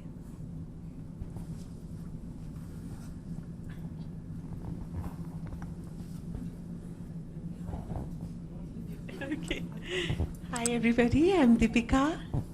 I teach meditation and I'm into spirituality, but I've always heard a lot about Kabbalah, but I don't know anything about it.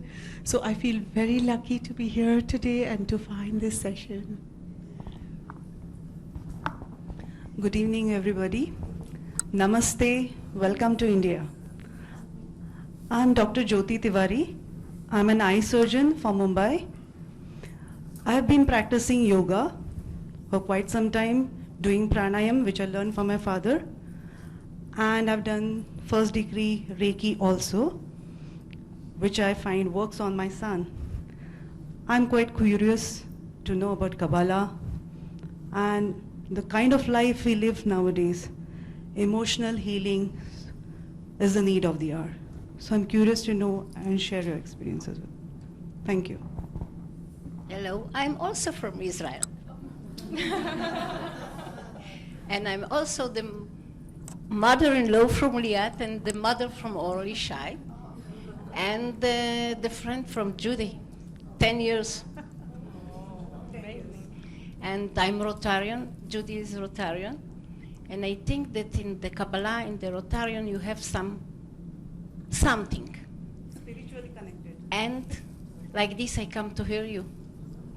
Thank you, Yafit. Good afternoon, ladies. My name is Noor Salim from Cairo, Egypt. I'm a new writer, and talented as global community sees. I'm starting over in my life after a hard experience about violence from ex-husband. That's why I'm starting over, and I like to discover universe more and what people believe and what can that add to my life. So I am here just to discover more about what people believe and what this can be useful to my life.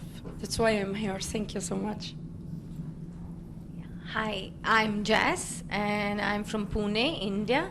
I'm a coach, and a corporate coach, and I'm here to learn about Kabbalah because I believe I'm a seeker, and I seek different paths, and I think this just resonates with my seeker persona. That's the reason I'm here. And on a lighter note, I'm here because I believe Tom Cruise practices it. Well, that's what I said. Because I think the Rocky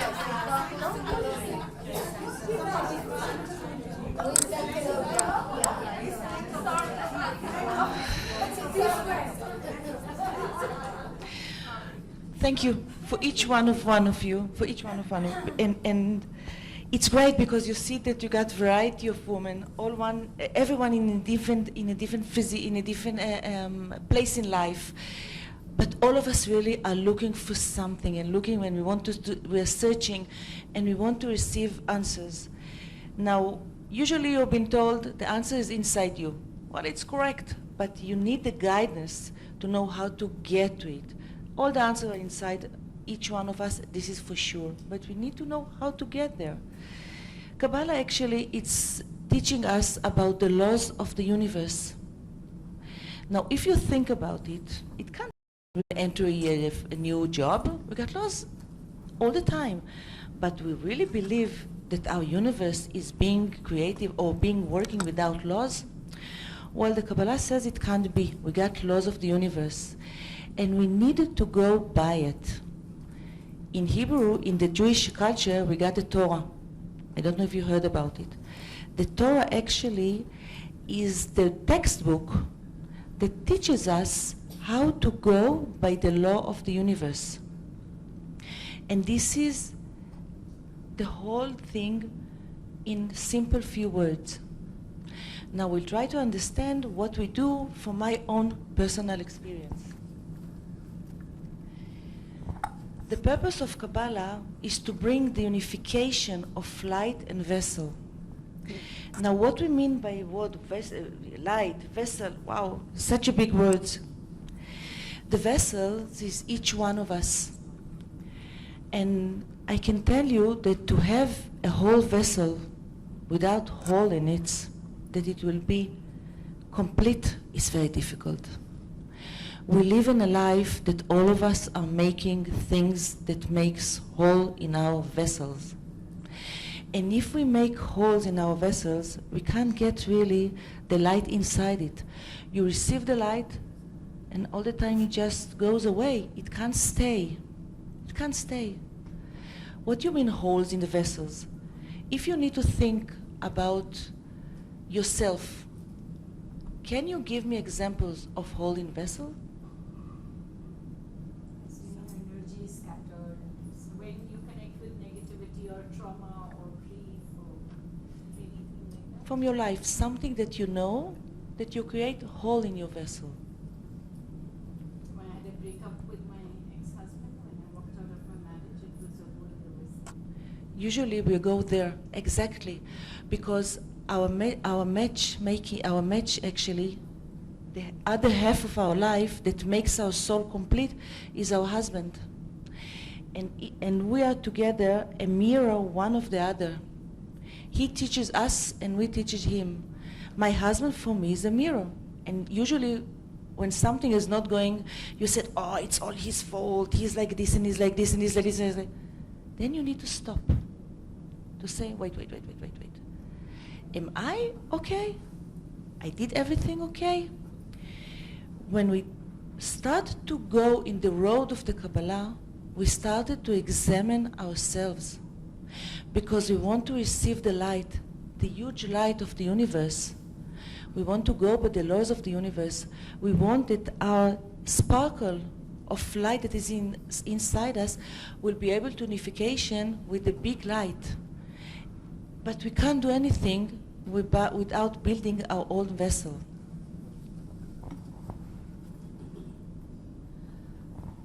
I would like to go on this list step by step. This is a tool to start, and to clean our vessel. The first of all, it's internal strength. You know, even Harbin, she spoke about it at the first lecture, at the beginning of the symposium. Now, it's a word that it's very big words, but actually they are not big words, because the words mean that each one of us need to build her own self, need to build the internal strength, because the strength inside us, for me, for example, wow, I had a lot of trouble going to my boss. We spoke about it at lunch, and to tell him I want to work 2 days a week until the hour of 2. Why? Because I want to go home. That's all. Now, when you're afraid to do it, usually I was afraid to do it because my career is very important to me, and I wanted I will be examined like men because they work a lot of hours, but I'm not a man, I'm a woman. And I'm entitled to say I want to go home twice a week at 2 o'clock in the afternoon, and not to work every day until 6, 7, and 8. It's okay, the hours will be, I will be complete hours in another days. And it took me a lot of effort to do it. And you know what? In the minute that I decided that it's okay and this is what I want, no matter what, and I came to a complete comfortable with myself, I went to my boss and I said, 2 days a week, I'm going at 2 o'clock in the afternoon. And he said, no, it's impossible. If you will go, then other people will ask. I said, okay, you do whatever you want to do, but I need to go home at 2 o'clock. But your children are grown up. What is that? Why? I don't understand you. I said, you don't need to understand me, and I don't need to give you any reason. And I was very cool. I was very balanced. And eventually he said yes. I got out of the room and I said, wow, it was so easy. Why didn't I do it years ago? It was so easy to do it. This is internal strength. When you do it, when you come to your balance, when you understand that you are doing the right thing, then you enlighten other. Then you can do a lot of changes in the other world. Unification with yourself. You know what is unification with yourself, actually? I was told by Sarah over there, I said, I don't like to be in photographs. She said to me, you don't love yourself. I told her, I love myself. I don't like that people taking picture of myself. I don't know how to take picture. I get awful in pictures. No, this is something that I'm very unification with myself. I love myself. And I love my image. But I don't like to take picture. It's okay. I'm allowed to? Yes, I am. Yes. I believe that pictures from our memory. Okay. From our memories. When you look back to the pictures, you live the moment again, and you test the beautiful feelings moreover again for the same event. Maybe from 10 years, if you have a picture with someone you love, and you don't have after 10 years, when you go back to the memory, you feel something beautiful. Exactly. But exactly, but you're so correct, because we live in a world that it's not just memory, but it's also something that you publish, something that you put over Facebook, because everyone are doing now Facebook, and we'll go there afterwards, that according to have a change or to do a change, you must go with the flow to understand it and then to do the change. and then everyone is going with you, because you're not an outsider. You're not something that is not. You're doing the thing as everyone is doing it, as a society, so there are lots of society, but then you do the change. And you're so correct, because this is something as a memory. I don't know, that's why that's why I took some pictures.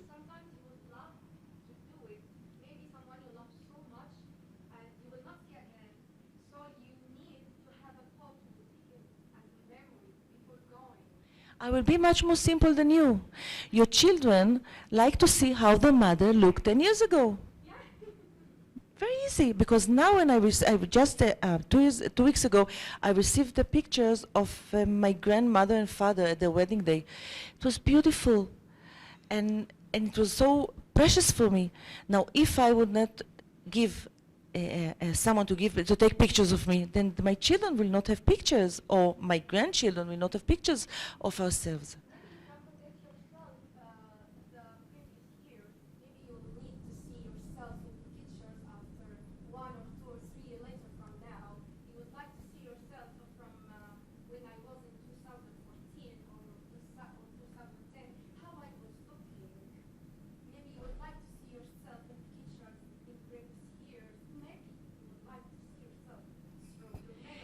It's great thought, because when you look at yourself, you can see the change that you did. It's beautiful, it's a beautiful thing to say, because you see the road that you went, and you feel so proud of yourself. Sometimes we forget the road that we went. We forget the difficulties that we went in years, 2 years ago, 10 years ago, 20 years ago, and we just live the present. It's good to live the present, but sometimes you need to get a remember of the past, just to remember where you were and where you are now. Exactly, and then to move on to the future. I need to tell you something about it, but afterwards. Clear your vessel.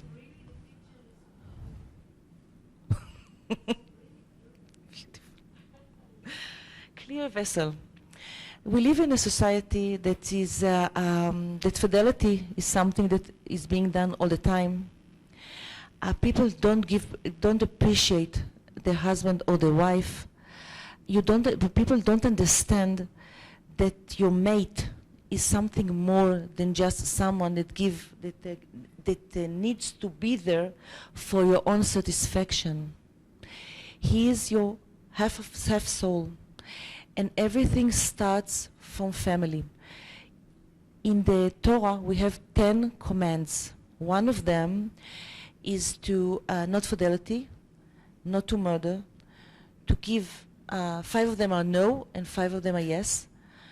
And actually, they teaches us how to act in our day-to-day life. And this is something that people forget. To have the purify of their own family, to say thank you every morning for what you have, and to look at your husband or your wife as your half soul, to respect them, and not just come all the time with demands. You need to earn more money, you need to do more, you need to work, you need to give. Really, no. I remember that a lot of times I said, my husband is not doing, I don't know, whatever. He need to hang, for example, a picture. Why is not hanging the picture? I needed to ask about 10 times. I believe that all of the wives know it, right? It takes them. Or to change the lamp in the kitchen. Everything quickly, very quickly. And I'm taking just the minor things. Usually you got argument regarding his mother, or you got the argument about that you want to go to buy a new house, or to go on a new trip. There's so many arguments. Oh, how to educate your children, or why you say to the child like this, and I wanted to say like this. It's not okay. I learned in the recent years, and I did so many mistakes in this area. It's unbelievable. When I began to work in the Kabbalah way, I got a teacher. Her name is Ruth Bega. She's a teacher that she's my mentor, and I'm working with her all the time, a lot of the time, one-on-one. She lived a lot of years in the States, and then she came to Israel, and she lived in Tzfat. And I remember that the first thing she says is receive responsibility for yourself. Clean your vessel. I told her what, I'm very clean. She said, no, can't be. Receive responsibilities. Look and examine the way that you speak to your partner. If you speak, if your voice is soft or your voice is hard, if you give commands or you are asking, because no one really needs to do anything. It needs to come because he wants to do things. And the only one that you can change is yourself. But you'll see that if you change yourself, the people who surround you are being changed. It's something that it's unbelievable. It's very, very difficult in its day-to-day work. And then, now, when I'm just so, I wanted to say, but, I stop. And I think. And I see that all the time, instead of taking responsibility, although I thought that I'm a very responsible person, but he needs to do the other things. I'm doing half, he needs to do the other half. Of course, no? No. Because it's need to be together. We need to be united. And I need to speak from the place of holiness. And to know that he is also a person. I need to respect him. And he's doing the best he can. After all, he's a man. The change is unbelievable. And I want each of you just to remember, or just, you'll receive homework, that you can come tomorrow to the workshop, or you can do it with yourself. Just remember things, even one time, how you spoke, or things that you said to your husband, and he said no, and it gets to an argument. Think how you could do it differently.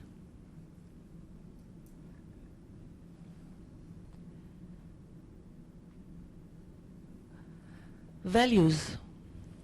Values, it's something that are inside us. Value, it's a lot of things. Values, it's something that we believe in. Value is something that the society believes in. We need to understand if our values, we believe in them, and if what we believe we're actually doing. A lot of times we are saying a lot of things, but we're not really doing them. For example, I need a good example for it. Someone has a good example for it? Of values that we believe but we can't do it, but we are not really doing it? If I believe in honesty, but I don't write receipt for my clients and I don't pay the taxes. Great. Great. Yes.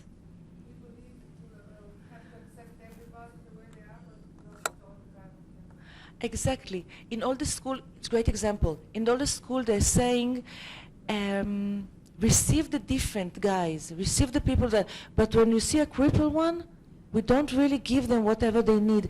Or we do it because we pity them, and they don't want pityness. They wanted to treat them as equal. Yeah. You said you wanted also to say something. Someone else wanted to say?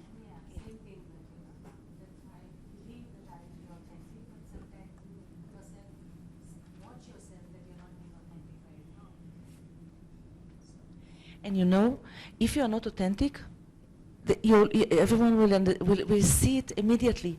The energy that comes out of you will be received from the other guy immediately. Absolutely fine. What I'm saying is that this is my value. Nobody has given that value to me. It's my value, and yet I watch myself not completely following it. So whether somebody is getting it or not, but I'm getting it, and for me that is important. Because that is part of my game in the vessel. Great. Yeah, this is great. Get rid of your ego. This is something huge.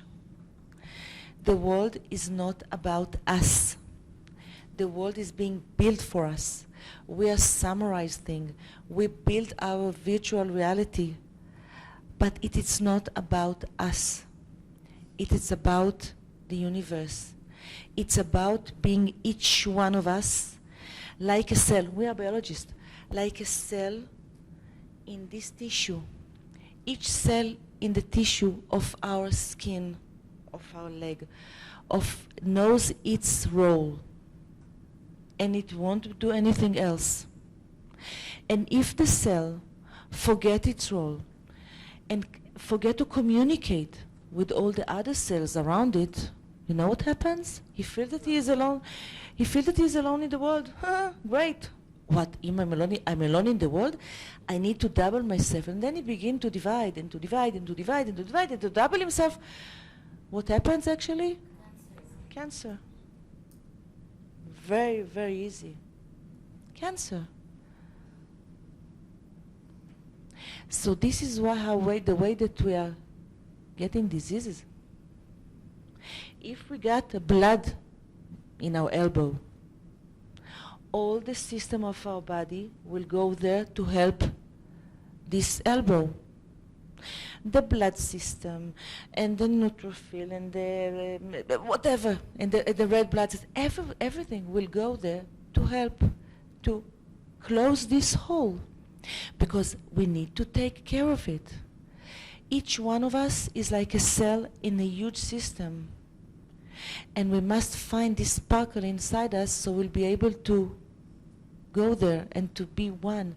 And we need to do this unification. We don't care about the color, about the gender, age. This is really not important. But we need to leave the ego beside us, because the ego changes everything. The ego says, I am. You know I am? You remember, it ring a bell, I am? iPhone, I am. Whatever they called it, iTunes. I. In the States, it's a lot of I. Steve Jobs did a wonderful job. A lot of I. In Facebook, we are publishing ourselves. All the time we are publishing ourselves. And we're not supposed to do it. We're supposed to publish something, yes. We're supposed to publish all these laws. We're supposed to publish the way that we need to bring light, to know how to receive and to receive and to give light to the world. But it's not about us. We are just a tool. We are just a tool.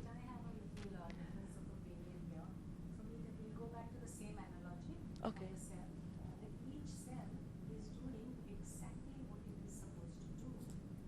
And by doing that, and every cell doing what they're supposed to do, and then there is that if any cell is in trouble, and every other cell is programmed to go and help them. Similarly, because I have an individual spark of the soul, I have individuated, and my body and my aura is my individual vehicle now. So that is what is the ego. So the I is very much there. I cannot do away with that I. My story here, when somebody tells their story, it touches me so much. But if they didn't tell their story, they only kept saying general things, it doesn't touch me. So I have to do my job, and at the same time, when I'm doing my job correctly and in my own authenticity, the way it is my heart is asking me to do, and then because I'm in compassion to my own self, I will feel compassion for the other person. Exactly. So I somehow this your ego for me is inflated ego. No. What you said is exactly a person without an ego. You feel a part of the system. Exactly, you are doing your role. You feel that it's okay. You are part of the role. You know what it's an ego? I tell you what's an ego. Is to do your role, but to say, I did it. What is your name? Gentra. To say, guys, Gentra, help.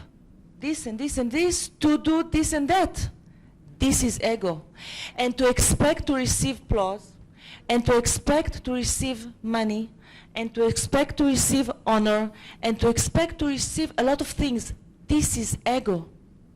But what you're explaining is exactly the role of doing something without an ego. But my cell, the cell which is working, doing its job, is expecting that the blood will come to it, it's expecting that the nutrient will come to it, And you know that, expecting that the whole universe will take care of course, but you know, and you know the name of the cell who did this?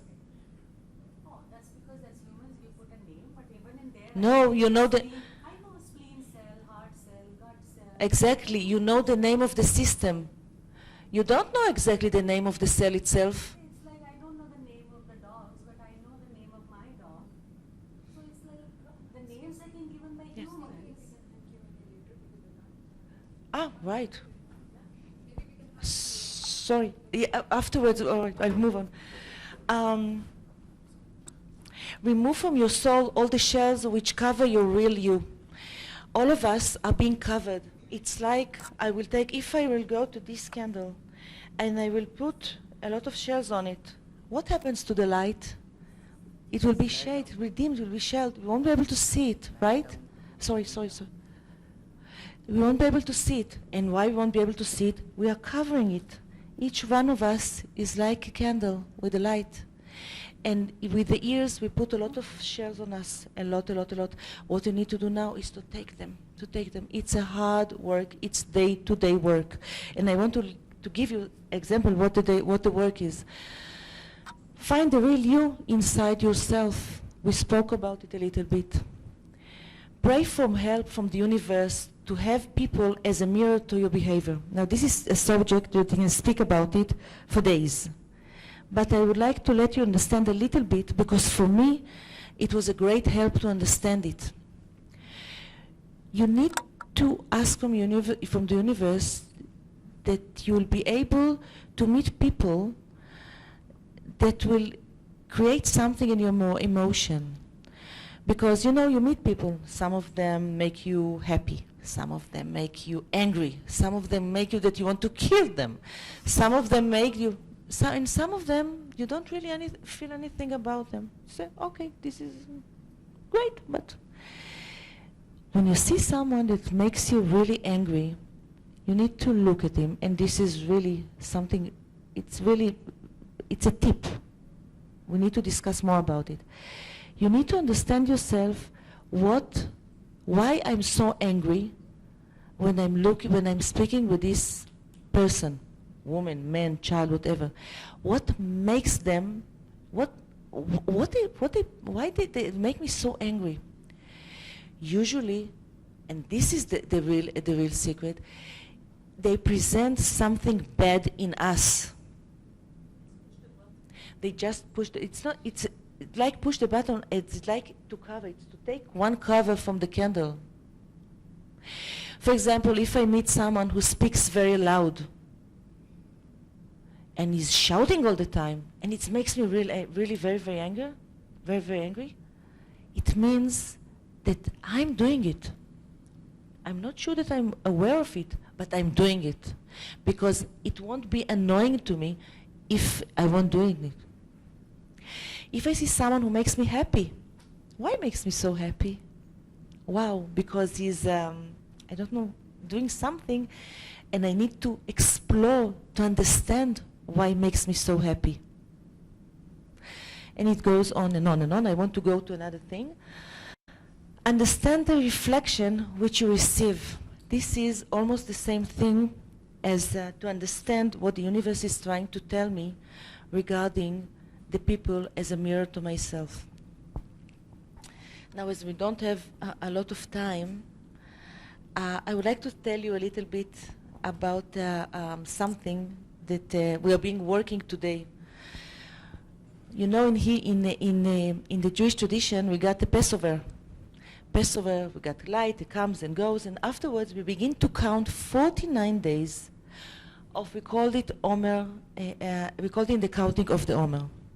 Now, I don't want to go into it because really it's something regarding the Hebrew tradition, But each day, my teacher sent us a work of the day. Now it's something that I wanted you will have as an exercise for yourself. If you read it, we see the combination of the internal strength, confidence, and determination balance patience, perseverance, and courage. We are speaking all the time about balances, okay? Endure, reliable, and responsibility determine confidence and commitment. Without it, there is good effort or meaning, but no chance to succeed. We must decide that we want to take a road. Each one of us decided which road you want to go, to take decision. Every one of you knows where is your difficulties in life. You sit with yourself and you said, this is something that I need to fix. And you sit with yourself and you decided the way that you want to go. You have a plan. Or maybe you don't have a plan, but you know what you want to fix. Then you must have your internal strength, confidence, and determination to go in this road. Because you can't, if you start to go in a certain road, and then you're going to change it, you can't succeed. You must have inside you the decision that this is your way, this is what you want to change, this is what you want to do, and to go with it. I assure you, you will succeed. You will have a great success. Because the decision is almost as important as the understanding what is the problem, what you want to fix.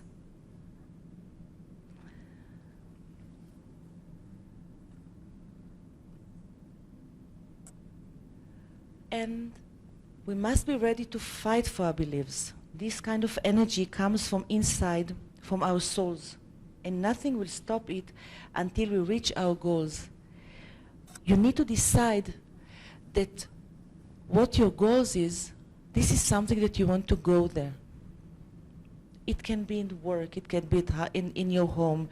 If you are not married, you want to decide that the next year you want to marry, you want to go to a certain place. Whatever mission you put in front of you, it's okay. This is you. This is who you are. But you need to take this decision, and then you're going with it. And this is our strength. No, this is our homework just for today. And she asked us to write it down, to understand, because we are now in the period of fixing our souls, 49 days of fixing our souls. Kabbalah, it looks like a lot of work, but actually it's very simple, very, very simple. The laws are very simple. You need, if I want to summarize it, you need to clean your vessel, and a vessel, it's not like a pump, that there is the two externals, in and out. The vessel is a whole. You must clean it. You must make sure that there are no holes, and each one of you knows how to sit with yourself and to know exactly where your holes are and where you lose energy, because it's all about energy and light. And then to start working. Questions? Yeah. Tell us a little bit about the history of Kabbalah, the ancient history, where it originated. Throw a little light on that. The world is being, as we know, the world is being supposed to be 6,000 years. Kabbalah is from the beginning. We are now at the year of 5,778. We are in the end of our world, our existing world as we know it. This is why the Kabbalah is being exposed, and so many people learning it, learning the book of the Zohar, the book of the Zohar, the book. This is the book of the book of the Kabbalah. I thought that maybe you asked, so I brought from the Daily Zohar. Day to day, we received an article of about 2 sentences, and this is for today. It's been written in Hebrew, not language, Hebrew. Letters, exactly, thank you. Hebrew letters in Aramaic. This is, it was written in Aramaic because we don't want that black forces will understand it. Our souls understand Aramaic. The Hebrew letters got a lot of power. They are the word of the Kabbalah. They are the word of the universe. And the 22 letters of the Hebrew letters. And if you can see, it's written about things. Here it's translation in Hebrew, and actually what we says today is that it speaks about woman and a husband, that it's like God and the Jewish people, and they are very important, and they are together, they are combined together. There's a lot to learn about. There's a lot to learn and a lot to know about it. You can learn Kabbalah from the point of history. You can learn Kabbalah from the point of understanding. By the way, to say Kabbalah, it's wrong. This is Madonna says. You need to say Kabbalah. There's a whole new meaning and different in the meaning regarding the word, because Kabbalah is to receive. We want to receive and we want to give.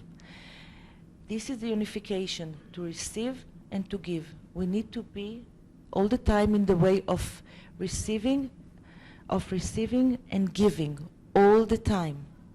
We can't leave anything inside us. If we receive money for work, 10% of it must goes out to the community, all the time.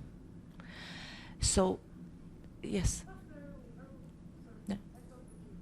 Okay. To give and to receive. We live in the present. Yeah.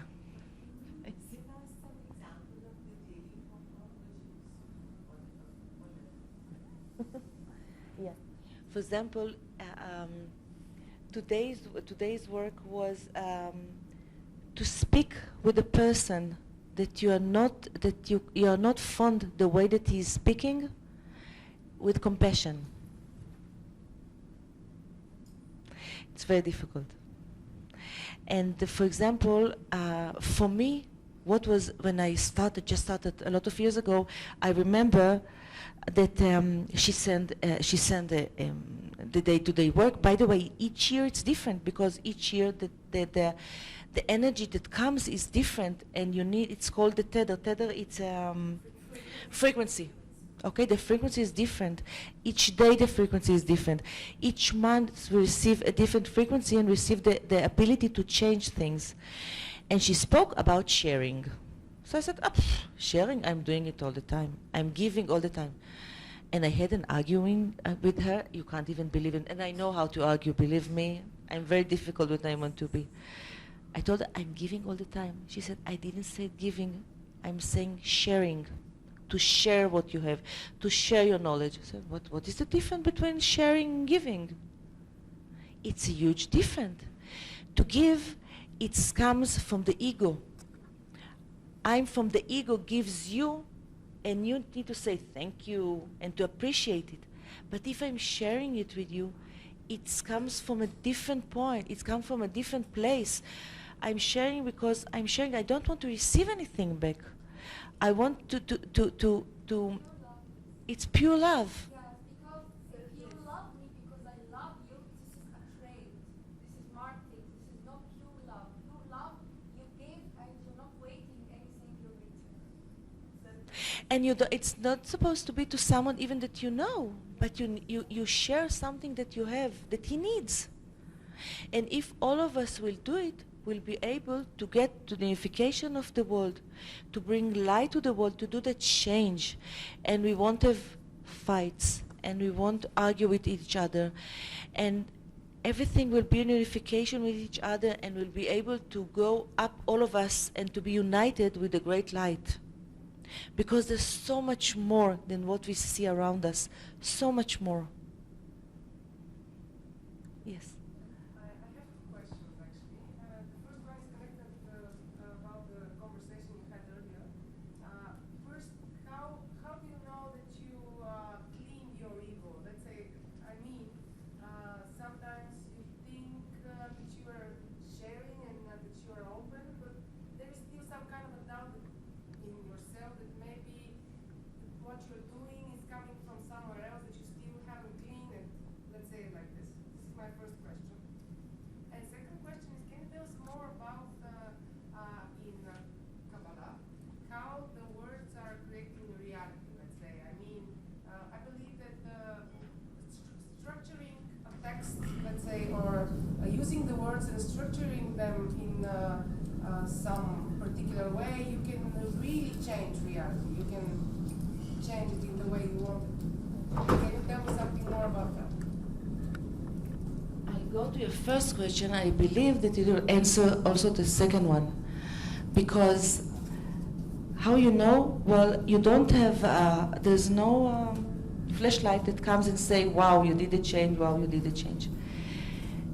First of all, you feel it inside you. And when we are covered with all these layers, actually, we are lying to ourselves. We know it. When you go to sleep, usually we say that when you're going to sleep at night, when you're alone with yourself, you know everything. This is what happens really. But you know in yourself that you're not really true. And then something bothers you that you did in the day. And you say, when you start your consciousness to elevate it, you start to examine yourself, your day-to-day behavior. You even won't feel it. When you start to work, when you start to do the work, you start to do the work, you just begin to examine your day-to-day behavior. It happens in small steps, but then it becomes a habit. And you'll see how the people who surround you, how they're acting towards you. It's unbelievable. I know that for years I thought that, I'm giving, and of course I was giving, I wasn't sharing, this was obvious. But the way that the people around me are acting towards me, it's unbelievable. People all the time want to be next and want to be near and wanted to communicate. You see so many things that happens that you even can't imagine. And it comes in slow steps, but it comes. And for me, I can tell you that, for example, with friends, for example, all the time I say, for example, I got a good friend, and all the time I need to call her. If I want to keep a relationship, I need to call her. I realize that what happens now, after I'm doing the change, and I'm changing the way that I'm speaking, and I'm changing my acting, she starts to call me. It becomes a mutual. It becomes very balanced. You see it from the people around you, from the very close one to you, how it happens. By the way, the people that are very close to you, sometimes when you're doing the change, they don't like it. Why they don't like it? I finish. 5 minutes. But why? What happens is actually the people that surround you knows you as you are. When you start to do the change, when you start to walk for your life and to do the change, something happens because they don't know you anymore. Because there's a pattern. They know that if they'll do something like this, you will act like this. And suddenly you act differently. You're not angry anymore. it makes them uncomfortable. And sometimes they're not fighting against it, but they're not very polite to you. For me, I know that my husband at the beginning, he thought that it's not real. He was sure that it's something that will pass. And as you see, as the time passes, when they realize that it's real, then they started to make the change. Themselves, they make the change. It's beautiful. It's really beautiful. We need to finish, yeah. Last question and we're finished. Not a question, just an experience of what you described. Selfless sharing, selfless love. And you experience that joy, you derive that joy. When you come across a person who has selfless love, you can feel that aura. So just wanted to thank Sarah. She's so elder to me. I had been to Israel as a JC team member 10 years back. And 10 years in between we were in touch, and after 10 years, for the conference, she calls me, invites me and says, I want to meet you. I was in a position where I couldn't step out of my house, leave my clinic, my kids' exam. But so much was a love, affection, that positive aura. But I did put everything aside and I gave her. See, I never thought I would meet her after 10 years. When I met her last in Israel, that she would come to India. And it's a miracle. It's feeling from the heart. So lovely. They say, Puri kainat mein jati hai wo. Materialize that thing to make it happen. So it happened in heaven. Yes. And I want to thank her and share that feeling with you. Thank you for sharing it with us, and I want to thank every one of you for coming. Thank you for letting me to enter a little bit, and it was great. And tomorrow we'll continue with the workshop at 9:45 if we want to work a little bit about it. So thank you very much. It was